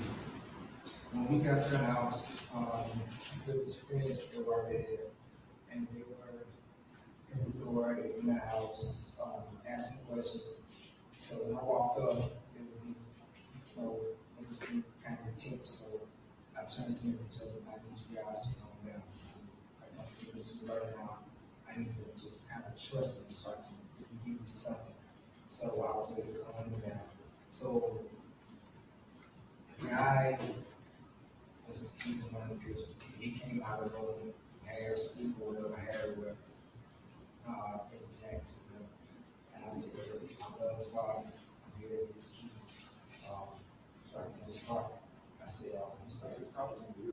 Does anybody have this with the closed captions? Because I can barely hear it. But what the dad is saying is they went to retrieve the keys, right, to Nolan's car. And the dad said they needed answers about where the son is and where the son was. Yeah, I can't hear it. I'm gonna have to see if I can find a full video. Thank you. Neither can I. I think somebody's gonna send. Rose, can you go ahead and send me the full video? But the dad said that he knew important. He felt in his instinct, in order to get any information about his son, he was going to have a very calm demeanor to kind of win over the trust of the individuals. Don't ask the mods, only me. They know what to do. Rose, you told me you had it. If you have it, send it to me, Rose. But if not, don't worry about it. I'll cover it a different day. Rose is telling my mods. So anywho, if they had it, they should have sent it to me, but they probably don't have it.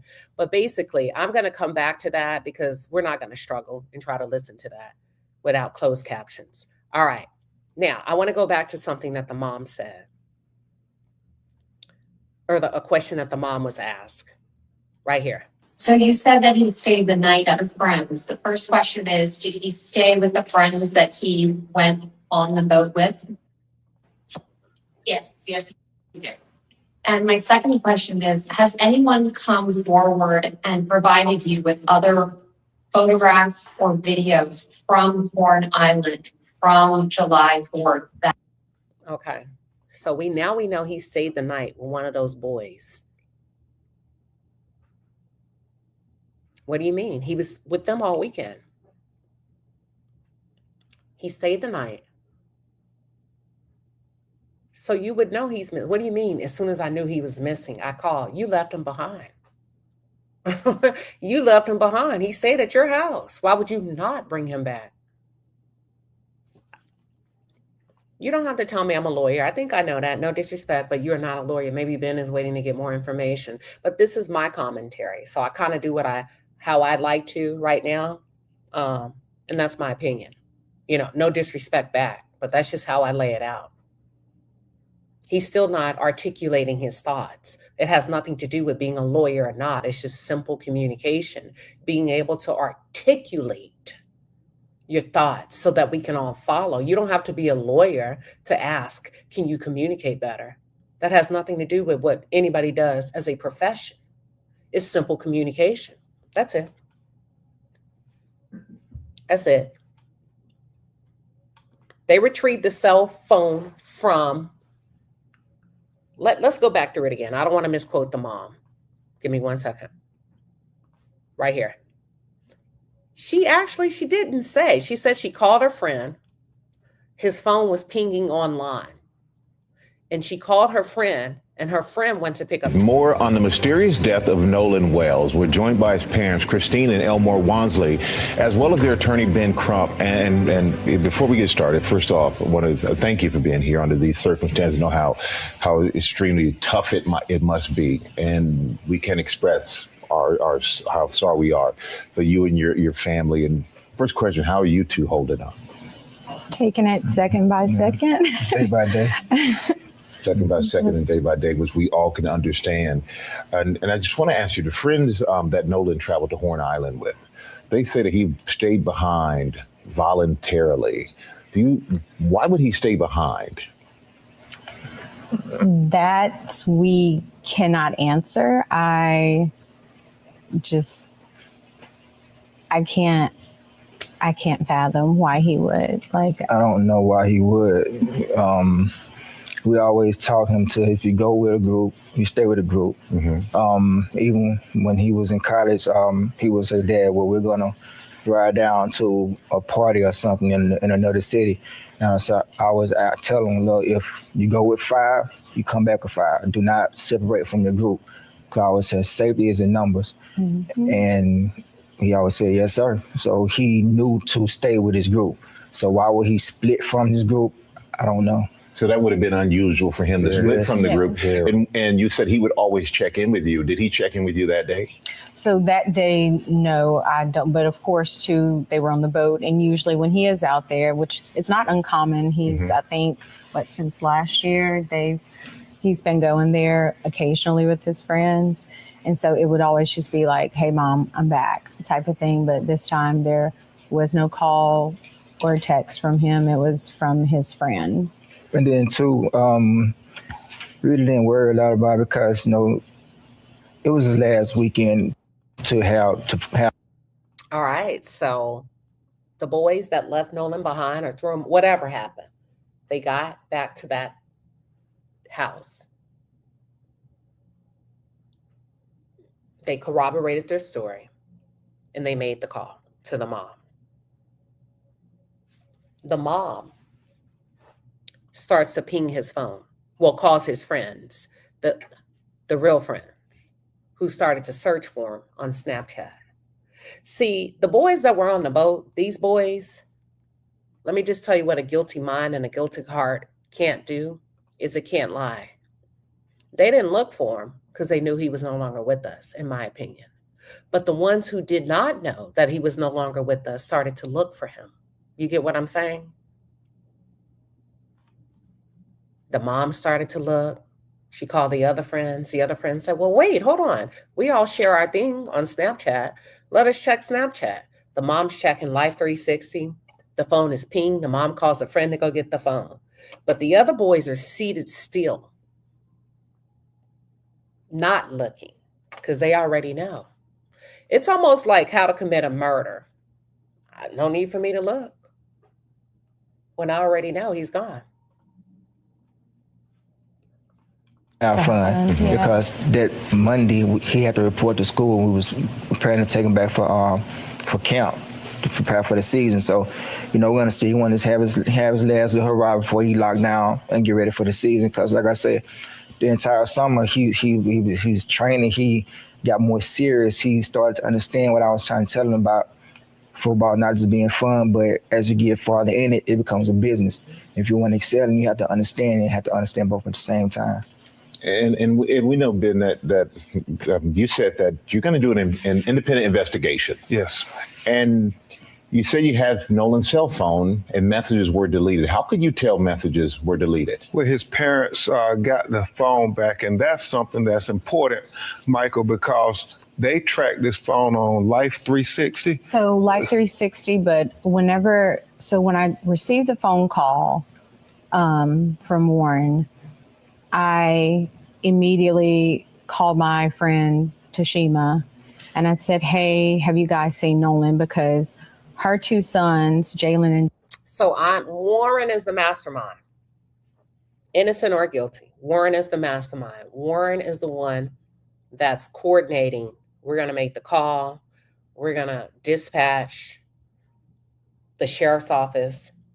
We're going to make a call to the Coast Guards. Warren. Okay. Warren. His name keeps popping up. He's the one that's leading the pack. All right. Jay Vonley, they grew up together. They played City League sports together. When they got into school, they played sports together. And so she was like, hey, okay, the boys were pulling up the location from Snapchat. So the Snapchat location looks completely different than the Life 360 location. So when I pulled up Life 360, it was different. It was showing everywhere the phone had been. I was like, well, it's showing that he's back on land. He's like, but no, he didn't come back with us. Well, So the mom's saying, what do you mean he's missing? His phone says that he's safe. Warren says, nah, he's not here. You were able to get the phone? So we tracked it, and my friend Tashima went and picked it up. So at that point, Warren should have said full transparency, because his mother said, we believe that justice for Nolan is displaying full transparency. I'm going to say from the initial start, Warren did not display full transparency. Because at that point, he would say, but you know what? He didn't come back, but I got his phone and I got his keys. The mother had to ping in order to find out. It wasn't like they said we got his phone, they tracked it. And that highlights all these contradictions, Michael. The fact that they said Nolan was talking to a young woman and she said that he said, I'm going back to get on the boat with the boys. The boys said that. All right. I knew I saw that. There is a young girl that Nolan was talking to. I have it on social media. I can't find it right now. And she said, yeah, I chit-chatted with Nolan, but he told me he had to go because it was time for him to leave with his friends. That was the last time I saw him. Nolan got on that boat. Nolan got on that boat. The young girl said, he told me, I got to go. It's time for me to go. The people parked next to the boat said, wait a minute. That kid was not left behind because we were still here at 5:30 p.m., 7:30 p.m. right here. These are the people that were parked next to the boat. Her name is Kaylin Bouchard. She said, not true. He was nowhere in sight during this time. Now, there seems to be some discrepancies in the time between Warren's mom and Warren's stepmom. The judge is saying that the kids say the last time they laid eyes on Nolan was at 3 p.m. The mom of Warren is saying, well, my boy left at 5 p.m. The judge is saying, well, they left about 4:30, 4:45. So now we know between 3 to 5 p.m., Nolan was probably gone. And we're having to rely on the account and the recollection of the boys who don't seem to be able to recall. There we go, 3, 5:30, and 4:30. Well, we don't know that, right? The only way to be able to say that is when they run a toxicology report, and they will have an independent autopsy performed. Yep, you said that's when it happened. I'm going to say before 5 p.m. Before 5 p.m. They didn't give that detail. You said, what time did the boat break down? See, we can't confirm that or deny, but what we will need to know is if the boat was actually towed, right? Who towed the boat? Because the mom is saying that the boat filled up with water and had to be towed back to shore. How far out? Oh, you heard that they declined a polygraph. We're going to say allegedly. Whose boat broke down? Somebody's boat broke down and filled up with water, allegedly. You said, how did the body get back to the island? The body was found on the northwest part of the island, of the shore. So that means the boat had to have taken off and headed somewhere in that direction. Or the current could have taken the body. You see what I'm saying? The current could have taken the body. Let me play this. How did the body get back to the island if on the boat? 2 families unrelated to this spent the night there and never saw anything. Right, because Nolan was not on that island. He was already gone. He was already gone. We just have to figure out what time and what happened. I don't think Nolan accidentally died, accidentally drowned. I think he was placed in a situation of distress purposely. That's just my personal opinion.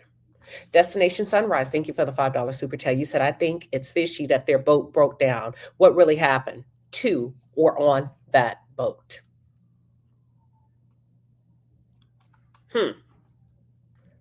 Hold on. There's a lot of questions. Yep, you said too many questions. So let's go back to, there's a gentleman that broke down the location of the body. Let me see if I can find it. Give me 1 second. Let's go back to the Cajun Navy guy who talks about the current. Yeah, I was told that there was a boat he thought he was going to get on that was leaving and that he might have been trying to swim to it. The only problem I have with that story is that if the people in the boat knew he was trying to swim to it and they saw him getting carried off with the current, they would have known about it. They would have been able to react to it. Not only that, even if that wasn't the case, if he went into the water at all and became distressed, it was so crowded that day that it seems hard to believe that nobody would have noticed a distressed swimmer in the water. Yes. Okay. Are y'all following? Nolan did not go under with a bunch of people around. This man it's a process of elimination by common sense. This was not an accidental drowning. He said it was too many people around to sit there and watch somebody drown. There's too many boats out there that would have automatically, immediately said, oh, we got to save him. Okay. So we know that Nolan did not go down in front of a lot of people. We know that based on the accounts and the details that's being shared by the Cajun Navy.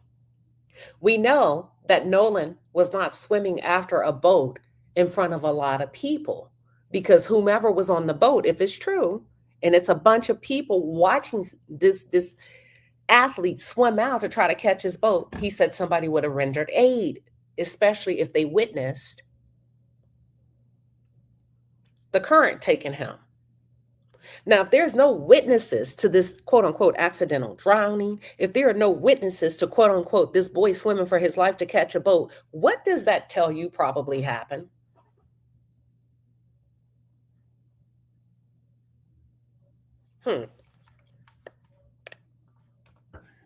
So again, it's a story I was told. There's a lot of reasons why I question it. What I do know is that he went out there with a number of boys that has been his regular friend group since he was young. They were ready to leave at about 3 o'clock. They told him it's time to go. I was told he had started talking to a young lady, and he wanted to hang back and keep talking to her, and that he would believe that he could get another ride. Now, some people have been criticizing. So the young lady said, that's not true. He was chit-chatting with me for a few, but then he told me he had to go because his friends were about to leave. That boy was not trying to catch another ride with strangers. That's the story that they've corroborated. But the young lady said, nope. He did talk to me, but he says, I got to go. My friends want to leave. And say, no, you never leave your friend. Well, technically they didn't leave him. He requested to stay behind. And if you know anything about how, these barrier islands are and how they're used recreationally, people go out there on one boat, they might come back on another boat. Like it's almost like a community ferry system, because not everybody has a boat, and you might jump on with another group of friends, whatnot. What we have to find out is, after his friends left, who was Nolan in contact with? Who did he believe he was supposed to get a ride back with? Did that boat give him a ride? Did he get on any boat? How did he end up in the water? Did he wade into the water on his own? Did he get on a boat and fall off? That's what we have to find out. On those particular islands, you're not allowed to camp out or be there after dark. And so the rangers, as it gets to be sunset, they start running around looking for, if there's still any boaters or people out there saying, hey guys, it's time to go home. So I would not think that Nolan was just wandering around the island when it got dark. My instinct tells me that he got off the island, either tried to swim off or got off on a boat and somehow ended up in the water. Yep. He was on a boat. I'm going to go with that. He was on somebody's boat and he ended up in the water. I don't believe he was on a stranger's boat. I don't. I believe he was on somebody's boat that was a stranger. They would have done everything possible to save him. But I think if you're on a boat with a group of friends who you think are your friends, and you're cursing and you're drinking and all of this, because the father did say this was his last hoo-ha before he got back into training camp. And if everybody's under the influence and fussing, cussing, and fighting and powering up, yeah, and you piss me off on whatever reason, we're tussling and scrambling, and you go over, F you, I'm out of here. That could be a strong possibility. You said my nephew, okay. My nephew drowned with firefighters, etc. on the beach that day. They didn't see him taken down or struggling with the current, but saw his body come back to shore. Timing and witnesses here are key. Okay, all right. Let's go to this one. Alive well. Live well, LA. Hey, welcome back. You said, yep, he was not distressed in the water at any point and not still on the island because he was already unalived on the boat and thrown off. You got it. Yeah, he was gone. By the time the park rangers do their clean sweep at night to make sure everybody's good, he was gone, in my opinion. Now, let's take a look at the rescuer who found the body. Let's hear what he had to say. And I think this is going to be interesting. Here we go.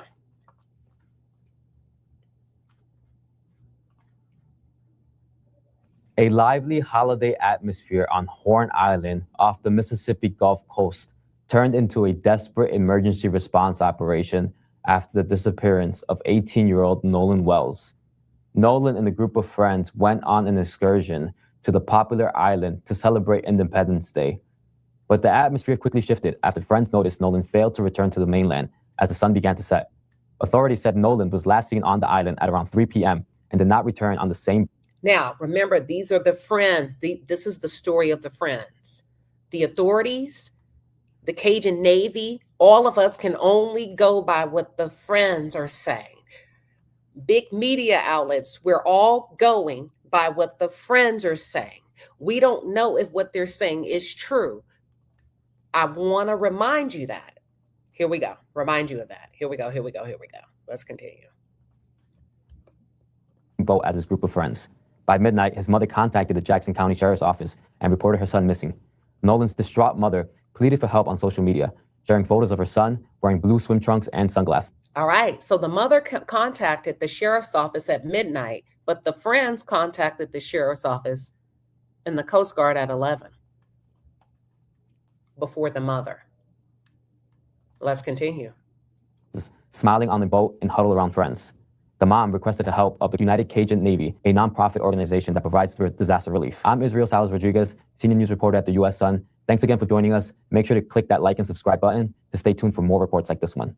Joining us now is Josh Gill, the Cajun Navy's incident coordinator for the search and rescue for Nolan. Josh, thank you so much for joining us. Can you just introduce yourself to our audience? Josh Gill. I'm from Louisiana. I'm the incident commander for the United Cajun Navy. And how long have you been with the organization? Been with the organization on and off since its inception. Really been instrumental in the role for a couple years now. And shifting over to the Nolan Wells case, can you describe the water conditions surrounding Horn Island for those of us who are not familiar with the area? Sure. So Horn Island's off the coast of Mississippi.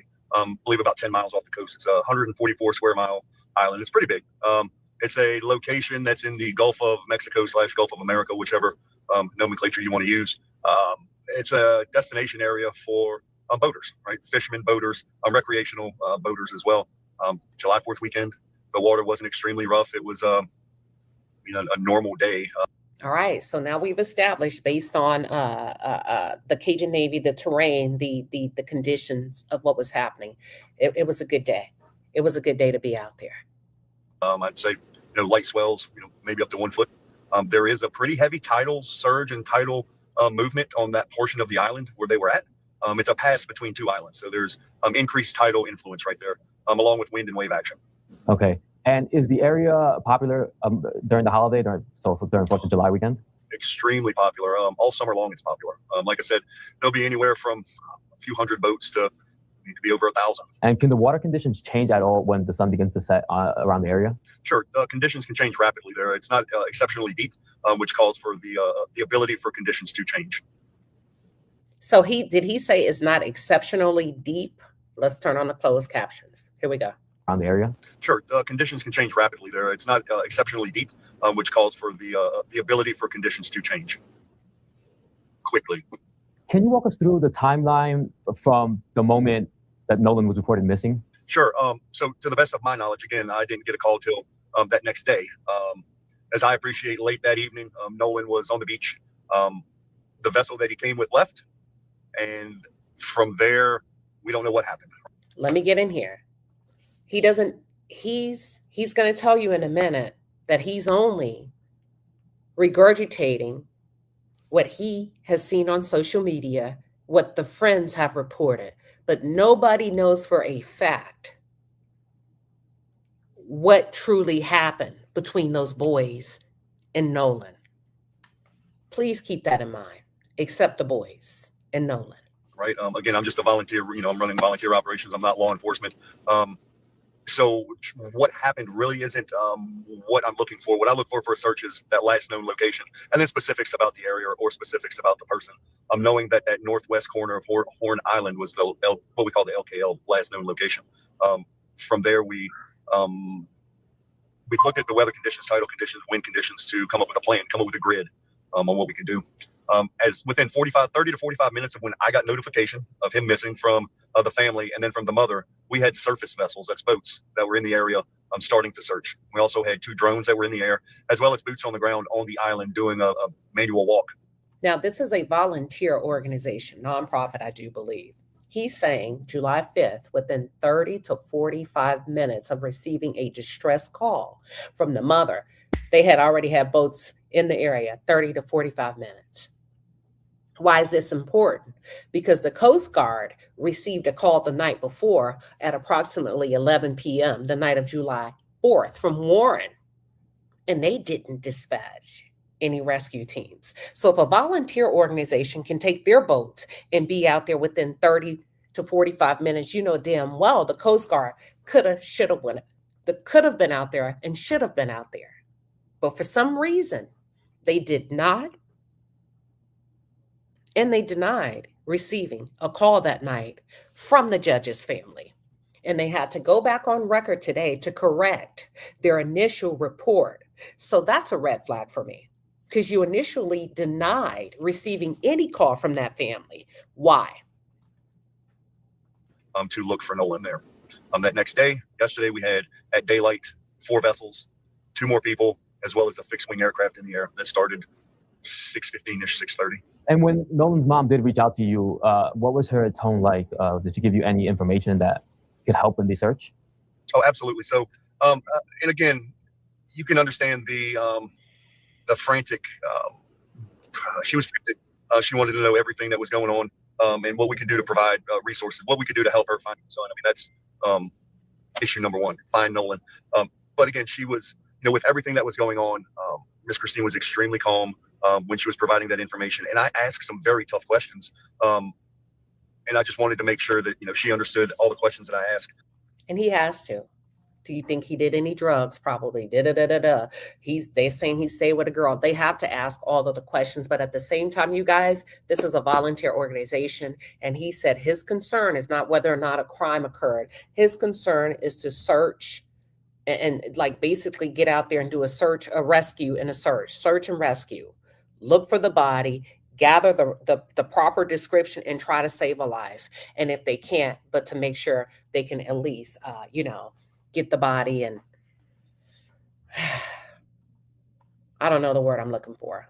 Are related to helping me find the location to search. And when you and your team were on the ground, were you approached by any of maybe Nolan's friends that stayed in the area, and did they provide any information to you guys? It is an active and open investigation, so I'd rather not discuss the pieces and parts of who we had conversations with. I will in the area, and did they provide any information to you guys? It is an active. And when you and your team were on the ground, were you approached by any of maybe Nolan's friends that stayed in the area, and did they provide any information to you guys? It is an active.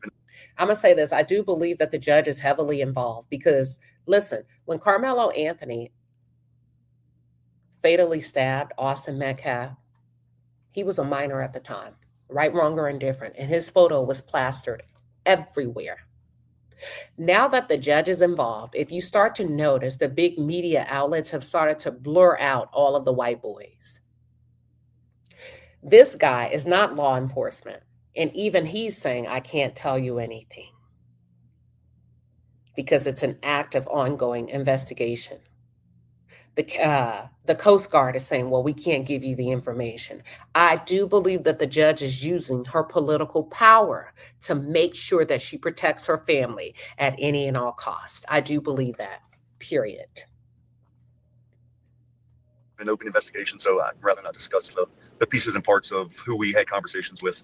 I will say this, is that I don't believe any of the friends stayed. And what? Of course they didn't stay. They left. Did you know about Nolan's disappearance when you first got that call? Did you know of anything beforehand? Just basic information, stuff that I gathered off of social media, as well as information from the mother. Do you hear what he's saying? It's kind of avoiding it a little bit if you pay attention. Listen to this. The question, the interview, okay, here we go. I don't believe any of the friends stayed. And what did you know about Nolan's disappearance when you first got that call? Did you know of anything beforehand? Just basic information, stuff that I gathered off of social media, as well as information from the mother. Nothing that was super relevant to finding Nolan or to searching for Nolan. Just information that he got left on the island. But how did you know what corner to look in? Who told you the northwest part of the island? How did you know to dispatch your vessels there? How did you know to go to that part of the island?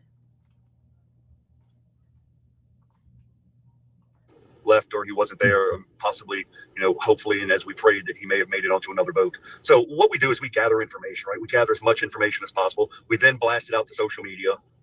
We've got a huge following, and this one went extremely viral, to ask for help. The more people that see something, they could possibly say something. So we actually, at the time of him being found, we had people in the air, we had boats on the water, we had boots on the ground, on land, on the mainland as well, looking in 3 different locations where people had said he may have been seen that day, that evening before, or that evening he came up missing. So we take into account everything, every tip, every, hey, go look here. We do that. We do it because we want to make sure we're providing all the resources that we possibly can, checking everything out, and letting the family know that, hey, every life matters to us. It doesn't matter race, creed, color, religion, national. Thank you. We appreciate this man getting out there and doing his due diligence, because the Coast Guard denied having knowledge of this missing young man, denied it, went on record and denied it, and had to come back and correct their, what is it called? Their lack of acknowledgement. I don't care. We want to make sure that every family understands we're putting every bit of effort into it. Did the search effort shift in any way after the 24-hour period when Nolan's still not found? No, we remained steady with our search and our operations. We coordinated with the local Jackson County Sheriff's Office. We let them know what our grid pattern was. We sent them our grid in our search areas, and we coordinated with them. Again, we notified them and let them know that we would be in the area, in the air, as well as on the ground in multiple locations. Wow. So they dispatched the Cajun Navy dispatched a lot of resources to find Nolan. Air cover, vessels, and they never shifted their search from that northwest pocket of that island. So somebody was sure that he was there for a fact. And the only people that will be sure is the people whose boat he was on. You said, I bet Nolan Snapchatted the video of where they were. Sophie said they walked it back, but it sounds like they weren't looking for him. How did they not know he was missing from the jump? You feel like they're biased, that they're protecting those psycho boys. I think he's being very careful to not implicate their involvement, because like he said, my job is just to search and rescue. I can't get into I can't get into the legalities of who's responsible, who's not responsible. Listen, I'm staying out of it. And I think he has to take that approach. Does that make sense? Yeah. Yeah. Somebody knew he was there. That's why, because the interviewer said, did you ever shift your search or your investigation? He said, nope. We stayed in that northwest corner. They knew that body was over there. We stayed in that northwest corner. We shared our grids. We shared the perimeter with the sheriff's department because they knew that body was going to come up in about 48 to 72 hours. So that's listen. Wow. Let's continue. Were the members of the Cajun Navy on the island when the body believed to be Noah was found? And are you able to disclose any details on where the whereabouts of the body? So I would rather not disclose any of the details. It is an open investigation. So if it's an open investigation, they're trying to make sure that there was no foul play. They don't even want to pinpoint the exact coordinates of where the body was found. And that's why my title said today, the story doesn't add up. The investigators still need answers. I believe from what the boys are relaying to the investigators, it's not making sense. You mean to tell me your friend stayed behind? Yes. To talk to a girl? Yes. We spoke to the girl. She said Nolan told her, I got to go. I got to go get on the boat with my friends. That would be you boys. Nobody else saw him on that island. The last time he was seen was with the three of you. We were not on the island. We were in the air. And from your understanding, was the body, again, believed to be Noah, was it found in the same area as where the 18-year-old was last seen? As I appreciate it, was within close proximity to that northwest corner of the island. Again, I don't want to get in. The northwest corner of the island. So if we could pull up the northwest corner of the island, that means the boat took off. And shortly, probably after taking off, somehow he went into that water. Not too far from where he was last seen with the boys.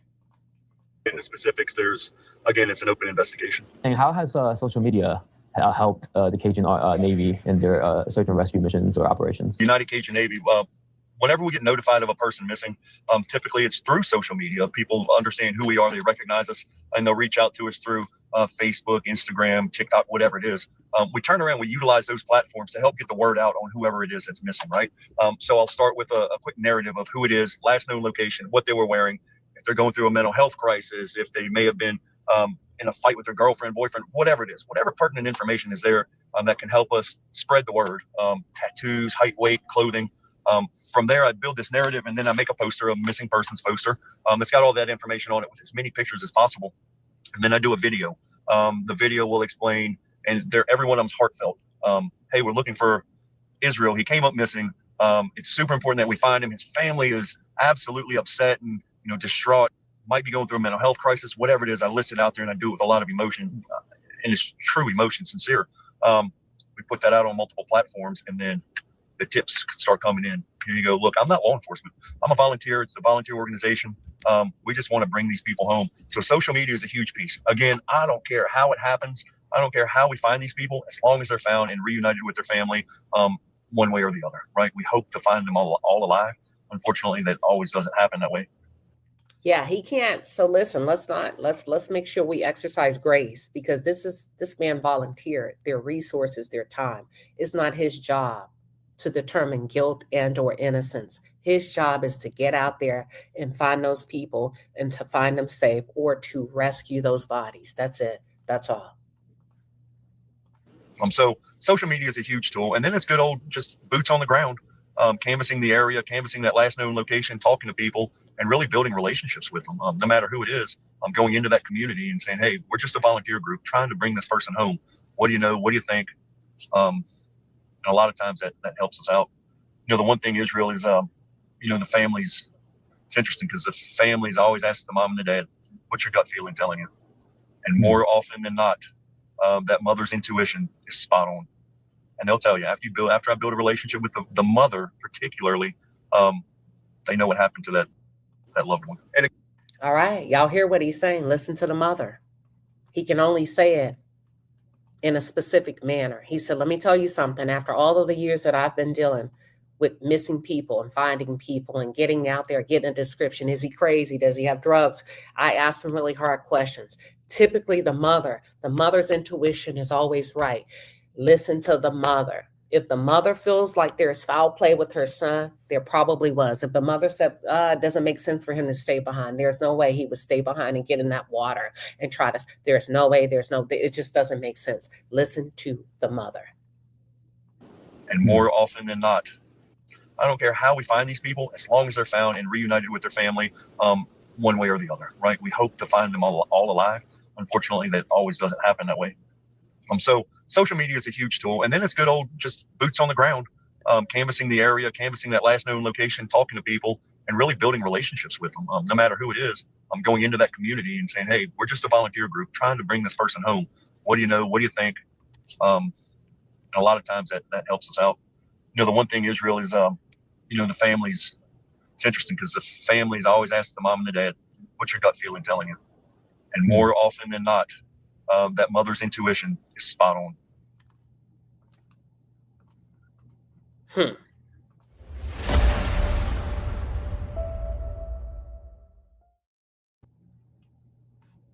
I believe you, sir. The mother's intuition is spot on. Wow.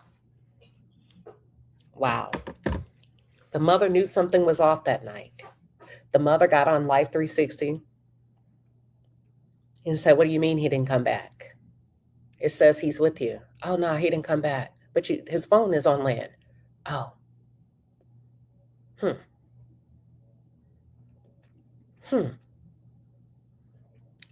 Had the mother not gotten on there and taken their word for it, this probably would have been an open and shut case. Accidental drowning. This probably would have went away as an unfortunate set of circumstances. We would not be having any extended conversations, and law enforcement investigators would not be asking for the public to come forward, to report anything, to share anything that they have. You know what they're asking? They don't have any evidence to support. It sounds like they have not been able to find or locate any evidence to support these boys' version of what happened. Outside of, he didn't get on a boat, he was talking to a girl, we left on or about 3 p.m. That was the last time we saw him. Okay, cool. We're talking to people. We're talking to people who were parked next to you. They said, no, he was not there. And they stayed well into 7:30 p.m. We talked to the girl that you said he was talking to. Yeah, he talked to her, but he told her, I got to go. My friends are leaving. I got to go get on the boat with my friends.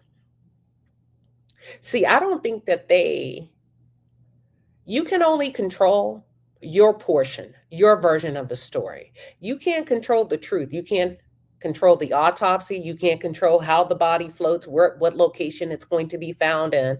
All you can do is get your story together. You can't control the fact that the phone was pinged to your location. You can't control the fact that the Coast Guard tried to lie, and now they're having to come out and say, oh shit, we don't want to get involved in this. Yes, we initially hid that information. We were not transparent. Maybe we did the judge a favor by wiping it from the record, denying all knowledge of a call coming through. But guess what? The shit is, we took the call. Sorry, judge, allegedly. We got to go back. We got to release this information that you guys called. And the call came in at approximately July 4th, 11 p.m. from your family.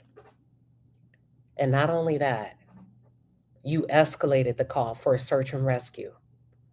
If Nolan was simply on the island partying, why in the hell, again, would we need a search and rescue? Why did your sons think that Nolan was in the water as opposed to having a good time before reporting back to training camp? Is there any reasons your sons strongly believe that his body is on that northwest pocket of the island? Is there any reason your sons believe that we indeed need a Coast Guard? Let me open up the lines. What are your thoughts? We're not going to be able to cover everything today.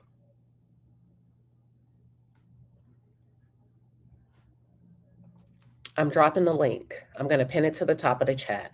I just want to know your thoughts.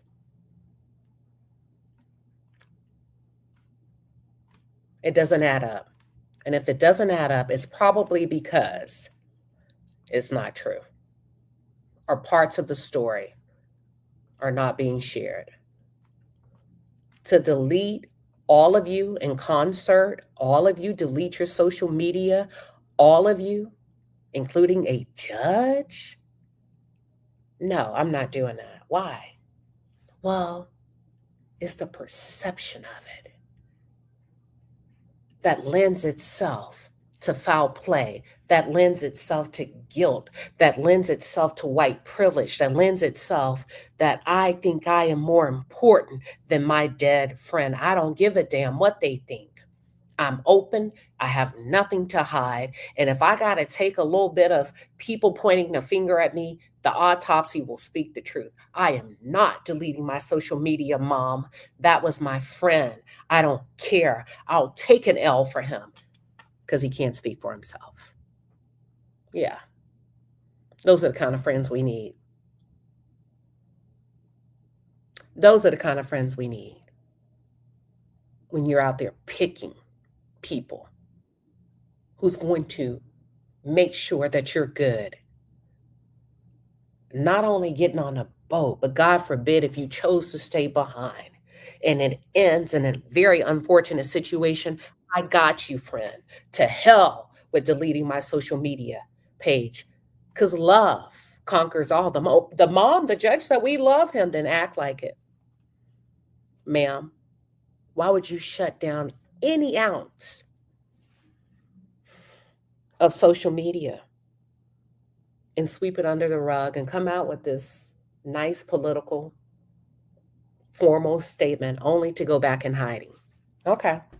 Welcome, Brooklyn. Welcome to today's conversation. What are your thoughts? Hello, Queen Shiba. How you doing, sis? You're doing a great job right now. Thank you. Yeah. Can you share the Coast Guard information? Because I didn't I get that did. information. Oh, let me Oh, you hold did. on. Yeah, hold on. Give me 1 second. Let me put it on the screen. Give me 1 second. Hold on. Here we go. Right here. Hold on. And then y'all can screenshot it right here. Give me 1 second. Here we go. All right. Let me know when you can see it. Right there. The Coast Guard corrects themselves. Now they're admitting that they did receive a call from a friend of Nolan Wells on the 4th of July at 11 p.m. Initially, they denied. We did not receive a call, and they came out today and they had to correct their initial statement. It has been confirmed that a friend of the team contacted the Coast Guard on the night of July 4th at around 11 p.m. So we know for a fact that Warren and his family, the judge, allegedly called the Coast Guard. See, the mama didn't even call the police until midnight. Why in the hell are you calling the Coast Guard at 11? See, the mother still thinks her son is alive. How do you know he's dead? You get what I'm saying? Mm-hmm. Now watch this. I'm going to corroborate that this is true, and the Coast Guard was not up front. Initially, the Coast Guard claimed that the first call that came in about Nolan was on July 5th. That is a lie. That means you denied any search and rescue efforts that could have saved him if he was still in that water. Because watch this. Warren's own family came out and his mother said right here, my son had nothing to do with it in any way, shape, or form. As a matter of fact, he was the first person that noticed that Nolan was missing when they got back to their friend's house. And my son Warren called Nolan's mother, the Coast Guard, and the sheriff's office. Got him. Mm-hmm. Does that help? Yeah. One more thing. Did you ever see the original post from the Coast Guard? I didn't see the original. Okay. Yeah. I want to see if I can find that. Because that is something that I haven't heard Ben Crump and the family mention. That's a key. That's definitely a key. Because right now, even with the Carmelo Anthony story and this story, I feel like Black parents, they need to start using social media more. You know, they need to start really explaining what what the corrupt system is doing to their kids. You know, I feel like they try to play fair too much, or what they perceive as fair, while foul play is happening to them. You know what I'm saying? Mm-hmm. So I don't, I wish they did talk about that more. Like when they did the news interview earlier, they could have mentioned that. Yeah. Well, thank you, Brooklyn. Thank you for calling in. All right. It's like candy. Welcome. What are your thoughts on today's conversation? Okay. First, I got my voice back, so I can talk now. I've been a little hoarse, but first, so I wrote my little key points down. Okay, my first thing, y'all agreed on 3 p.m. If y'all saw him last at 3 p.m., why at 11 p.m. did you decide to instantly go to the Coast Guard? Why didn't you check around? Because you had a cell phone, so why didn't you call other people that may still be on this island? Why did you instantly think from 3 to 11, let's call the Coast Guard, he might be in the water? That doesn't make any sense. That just doesn't. Why would the friend and the friend's family decide at 11 p.m., let's go ahead and make a call to the Coast Guard? That doesn't make any sense. From 3 to 11, y'all sat there at y'all house, barbecuing, fireworking, and at 11 is when you decided to call the Coast Guard, and then all of a sudden he's missing at 11, but you knew you last saw him at 3. So that doesn't make any sense right there. Another thing, You had his cell phone. When y'all left the island, you left with his only means of contact, unless you thought he was going to borrow somebody else's phone. That's not making any sense. I think this is where the young men messed up when they, in my personal opinion, killed him on that boat. Something probably happened. That's why the boat may have been damaged. When they threw his body off that boat, they debated, should we throw the phone in the water? No, let's keep the phone just in case, because I think when they left, they wasn't sure if he was dead or not. So I think from 3 to 11, they let his body marinate in the water. They were hoping he was dead. And by 11, let's call the Coast Guard and let's get his body. So that's just, because why else would you wait that long? That's a long time to wait. And then all of a sudden, he's missing. Well, it was only 4 of y'all, and then 3 of you show back up to the house. That doesn't make any sense that you would just all of a sudden notice he's missing. You would have noticed he was missing when you were driving away from the island to go back to your house. You would have noticed when you pulled up. The mother of whichever, the judge mom, you knew when the boys showed back up and got out of the Jeep or the truck that only 3 little white boys were there and not the young black man. So you knew something was up. So I think they, from 3 to 11, they corroborated that story. My last point is this. When they called the Coast Guard, I think that they told the Coast Guard something that made the Coast Guard maybe not be on high alert. Does that make sense? You may be like, well, we saw him talking to this girl and he didn't want to get on I think you put the call in just for what's going to happen in the future. But I think you probably made it to the Coast Guard that you left your friend because he didn't want to go with y'all, but he was fine. He was well. You probably didn't alert them that, no, his body is in the damn water and it's time for us to get the body back. So that to me makes more sense as to why the Coast Guard didn't, send out anything. But I'm going to stop. Okay, thank you, Candy. Thank you for coming up. All right, I'm going to go to the next caller. We got a full studio, y'all. When you hear this sound, the bell, that means your time is up. Listen, I'm going to take everybody. So let me give everybody about 60 seconds. Let me drop Candy down. Everybody hang on. I'm going to get to you. I see we got a full lineup. My last caller will be Cynthia. I see Natty. I see Compo. Well, Cynthia just dropped down. Okay. Forsaken will be my last caller. Aunt Natty, we got Compohi. We got, who else we got? Give me 1 second. Hold on. Hold on. My dang. Okay, here we go. We got Scarlett. Scarlett, you're up next. You got 60 seconds. What are your thoughts, Scarlett? Hey, babe. Well, for one, I want to say thank you for an amazing platform and show today. So a couple of things that really bothers me. The first thing is, okay, you guys didn't know where he was, but then all of a sudden they know where the location is. That doesn't make sense to me because clearly you do know what happened to him, right? And then another thing with the mom, like, who gives you the right to call and make a call to the Coast Guards? You don't even have the audacity to call this boy's mom to explain yourself as being your son's mother. You're supposed to call his mom. You should be talking to her.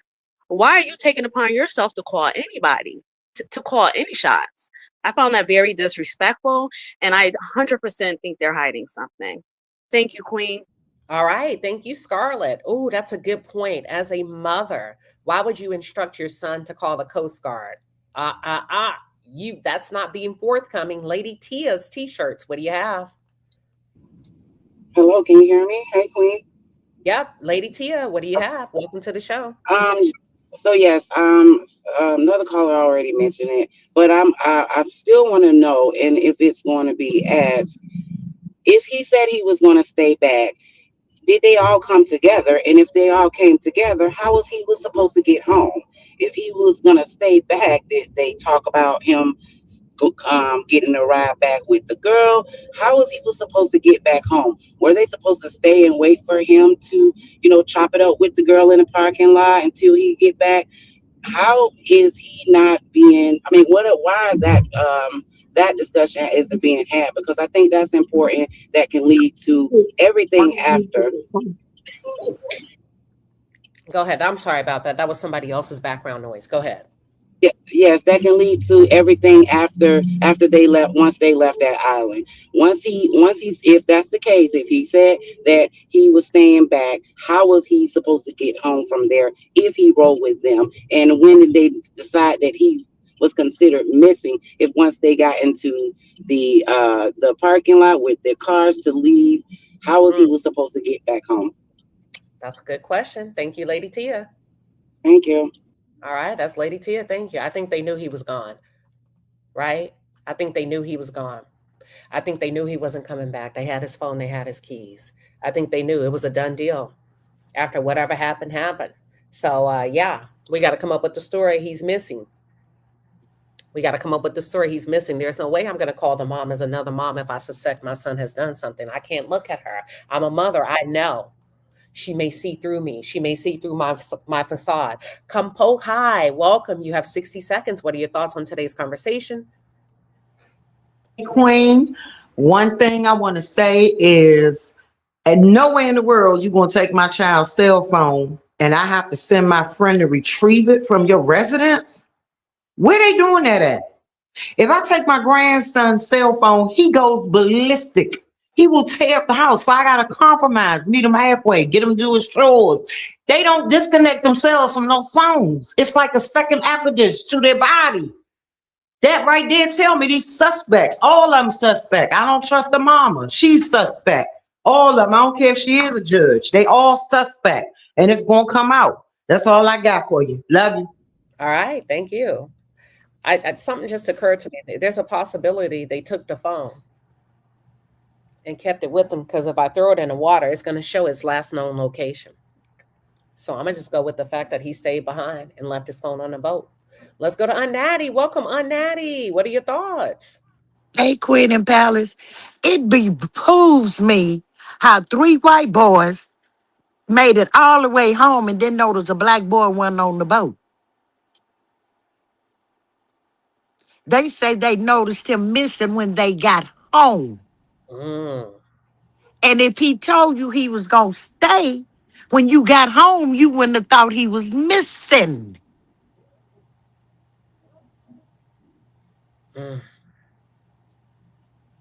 If I go with you, Queen, and we all black, if 5 of us out on a boat, and we laughing and talking, and I don't hear your little pretty little laugh, I'm going to turn around and say, what, Queen? She ain't on this boat. What? Wait a minute. But he the only black. Y'all didn't miss him not getting off the boat with y'all. His car was at your house. You didn't miss him not getting in the car with you. You didn't miss him till you got home. No, you didn't miss him till you got home to your stepmama, the judge, to get a lot together. And you right about they kept the phone, because even if they had went in the water, her light 360 would have showed his phone was out in that water. All right. That's a good point, Unnatty. Thank That's you. it. That's all. Love you, Queen. Thank you. We love you. I love you too. That's Unnatty. That's a good look. That you had to keep the phone at that point, whatever happened, because it would have shown the last known location was somewhere out in the water. All right. 60 seconds. Forsaken AR. Welcome to the show. What are your thoughts? Shirley, you're up next. Hello, Queen. I just wanted to comment and speak on this because I'm actually from the coast. So I don't really want to speak on Nolan per se, but the culture. Okay. Culturally, down there, they all stick together. My understanding, these children came from private boat docks, right? So that means they drove their boat from their private home boat dock to Horn Island. Horn Island at night is pitch black. Nobody stays after a certain time because it gets darker. The tide starts coming in. So it's a lot. You leave early. They left early. These children had to go back to their family's boat dock all those other boats went to their family's boat dock in that same neighborhood. Please, I just don't want people to think, oh, this is some big city stuff, or, no, a big city is the coast. So everybody knows everybody. I graduated. Well, I didn't graduate because I was Katrina You got kid. 15 So, seconds, Forsaken. You got 15 seconds. okay. They all know each other. They all sticking together. That's the culture of the coast. They all drink. They all do all that. And the parents know. Thank you. All right. Thank you, Forsaken. Let's go to Shirley. Good afternoon, everyone. I just wanted to say, as a child, when I was growing up, my mom always taught us to love everybody. But we live in a day and society where we have to teach our children that everybody does not have the same heart. And although we may want to be friends with certain people, we have to be cautious about our interactions with people, because we're living in a society where they feel that white is right and that Black does not matter. And so my heart goes out to the family. I will be praying for full transparency. I hope that everyone who's involved will be held accountable. Thank you, Queen. All right. Thank you. Tattoo, welcome. What are your thoughts? Hello, hi there. Good evening. Just a quick one. I saw the father press conference today. I don't know if this has been mentioned, but basically the father said that when he went to retrieve the keys from the car from Nolan, they said to him, no, we don't have the keys. And then he kept saying, well, you do. Just give me the keys because the car is here. And they kept saying, no, we don't have it. Thankfully, a friend called and said, I know where the keys are. The keys are on top of the PlayStation. Go get it because it's there. And then he came back and said, dude, the keys are on top of the PlayStation. Give me the keys. And then one of the kids finally gave him the keys. That was one thing. And another thing that he said was that when he went with the boat to check on him, like the following day, because he managed to get a boat, there was a family there camping in a tent and two boats. He said if he had been alive, he would have still made it, because there was a family there. They were there throughout the whole night, so they saw everything, and they knew that there was no one there alive, and there were two boats. So had he been there alive, he would have made it. So yeah, clearly the kid was dead, in my humble opinion. The kids either did it or know who or what happened, basically.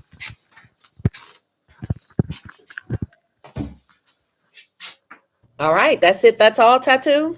That's it. All right. All right. Let's go to the next caller, Grant. Grant, welcome to today's conversation. What are your thoughts? Oh, thank you so much. I don't usually do this, but I've been locked in on this actual case, and I'm truly perplexed on the slow pace of all the things. So the autopsy is the main thing for me. I feel like if the autopsy comes back and that man is not bloated, how was he in the water that long?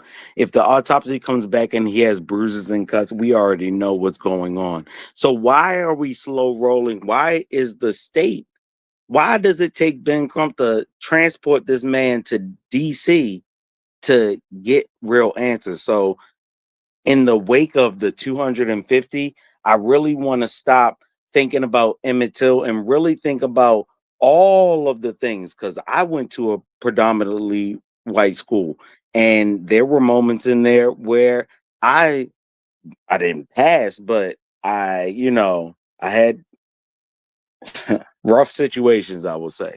So I really wonder why our country is celebrating 250 and not actually uniting. Why? And that's it. That's all. Thank you.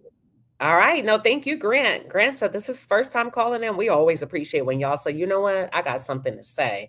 I'm going to call in. And that takes us to our next caller, Girlfriend Chronicles. What are your thoughts?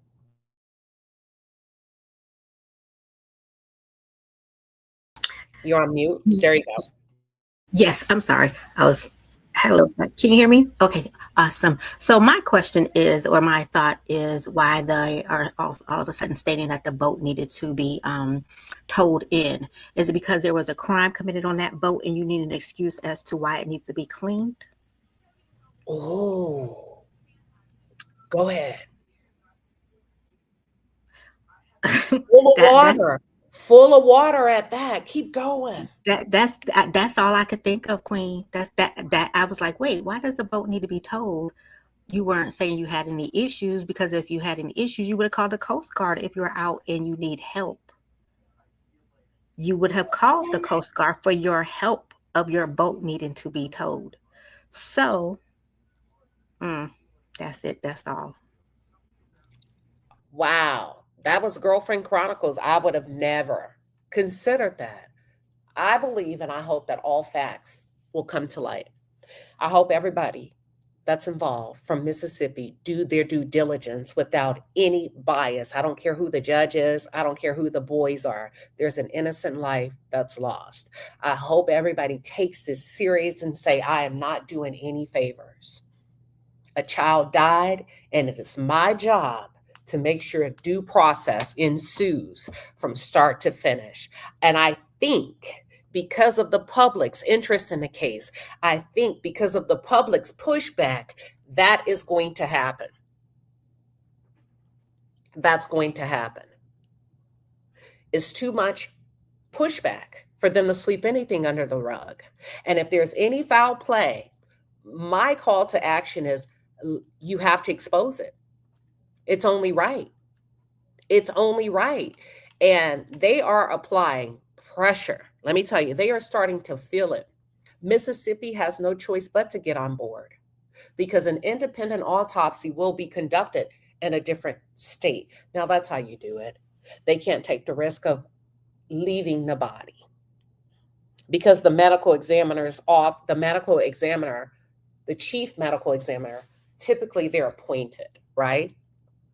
So the family, in my opinion, no matter what the outcome, has taken the right step in the right direction by saying, we're going to send the body somewhere else, who's not to another medical examiner who's not connected in any way politically, socially, parasocially with anybody in this state. And we want you to tell us what you believe happened. And it could be as simple as an accidental drowning, but I don't believe that. Why? Because of the information they concealed. Because the first thing Warren did was to call the Coast Guard. Because Warren did not communicate with the mother that we have his phone. The mother had to do her due diligence. The mother had to do her due diligence. The mother had to challenge him on that. The mother initially said, well, wait a minute, your story can't be true because his phone is saying he's safe. Oh, shit, forgot about that part. There's a lot going on. So people are forcing people to do social media. Let me not say people. You all are forcing these people to do their jobs. You all are forcing these people to hold each other accountable. And it's not just Black folks, it's white folks too. It's all of us that are forcing these people to hold each other accountable. And I love it. I like it. It doesn't matter who. I wouldn't care if it was a white body that went in the water, Black body, a girl, boy, man, or child. Do your job. Do your job. Deborah Booker, thank you, Deborah, for the 10-piece. She said, Queen, I want to apologize for saying you're not a lawyer. I am one of your biggest fans and would never say anything to disrespect you. It's just, this keeps happening. I get a little emotional. That's okay. It happens. It happens. Listen, just know that I push back now. If y'all like to shuck and jive, I shuck and jive back. But I most certainly understand. Sometimes these conversations can get a bit heated, but we just kind of keep it going. Live Well LA, thank you for the $10 super chat. You said unrelated, kinda, but I'd love to know the talk around Nolan's Facebook career. Is it Facebook? Football career when he was to return to school. This may have been a huge upcoming year, and those jealous boys had plans to stop his stardom. That's interesting. The dad just said that Nolan was really starting to understand the impact and the importance of really committing as an athlete now that he was a collegiate athlete. So, man, Donna Berry, thank you for the $10 super chat. You say, since when is a person, since when Since when a person is reported missing, you find the body, you don't call the parents in to identify the body. You send it to the morgue. You send it to the morgue for autopsy. Let that sink in. I thought the parents did identify the body, or no? Are you saying that the parents were not called in to identify the body? Whew, it's a lot. Scarlett, thank you for the $10 super chat. Scarlett says they definitely kept that phone to delete any evidence off that phone before they gave it to the mother. It's just so horrible. Justice for Nolan. Vicky, interesting. Vicky says the boys were seen cleaning the boat. Wagon Dragon, thank you for the $5 super sticker. You said, I think they placed his body in the water after everybody left the island. I don't think so. I think they tore ass. I think they dropped him off if there were any foul play. Hold on. Give me 1 second. Give me 1 second. I think he was found in the northwest pocket of the island. Let me go back to see if I can pull up what the northwest pocket looks like. Listen, y'all, we're talking 10 miles. Hold on, let me share it to give you an idea. Watch this. So when everybody's saying, how come nobody's saying anything? Because they didn't see it. Watch this, especially if you drop somebody off in an area like this. If you look at the island, you could easily, here we go. Man, you see what I'm saying? At one point in some of these areas, there's brush and cactuses, so it's easy to duck away. Give me another one. Hold on. Very easy to duck away. Let me show you another another photo. To kind of give you an idea of the part of the, I do believe, parts where the body could have washed up. You see? And that's why the guy said, I'm not going to say anything. The Cajun guy, the Cajun Navy, who's been with the organization since its inception. He says, I'm not going to give too much information regarding the location of the body. They want to keep that under wraps. See, there's different areas like this.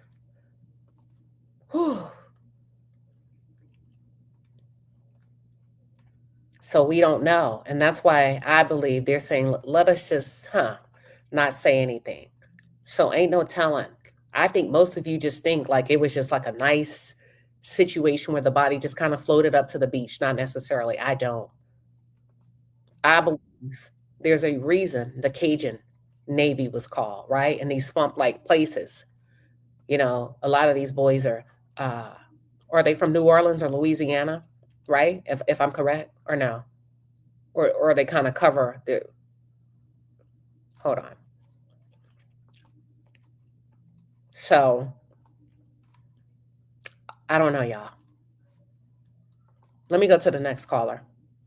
Isha, welcome. Welcome to today's Can you hear me? Yep. What are your thoughts?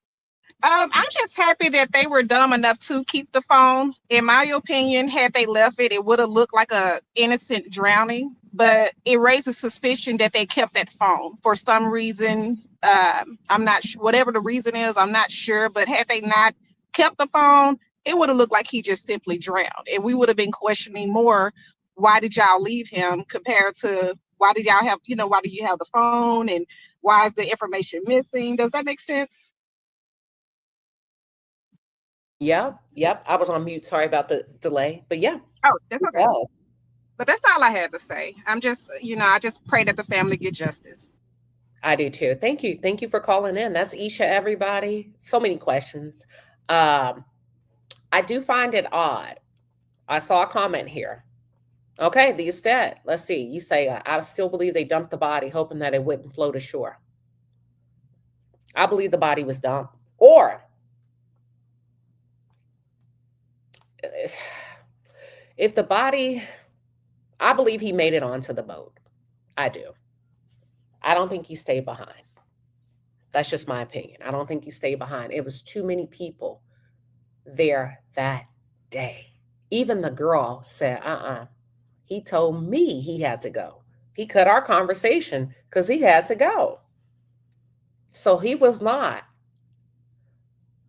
a raging teen with hormones all over the place, that he just lost his mind to stay with this beautiful young girl. So we knew he was responsible. Because the girl said, he said, I gotta go. He was smitten, but he would not smitten. Of course he would go. You know why I think he got on that boat? Because my phone's on the boat. My keys are on the boat. Why would I not go with my belongings? Why would I stay back with no way of communicating with anybody?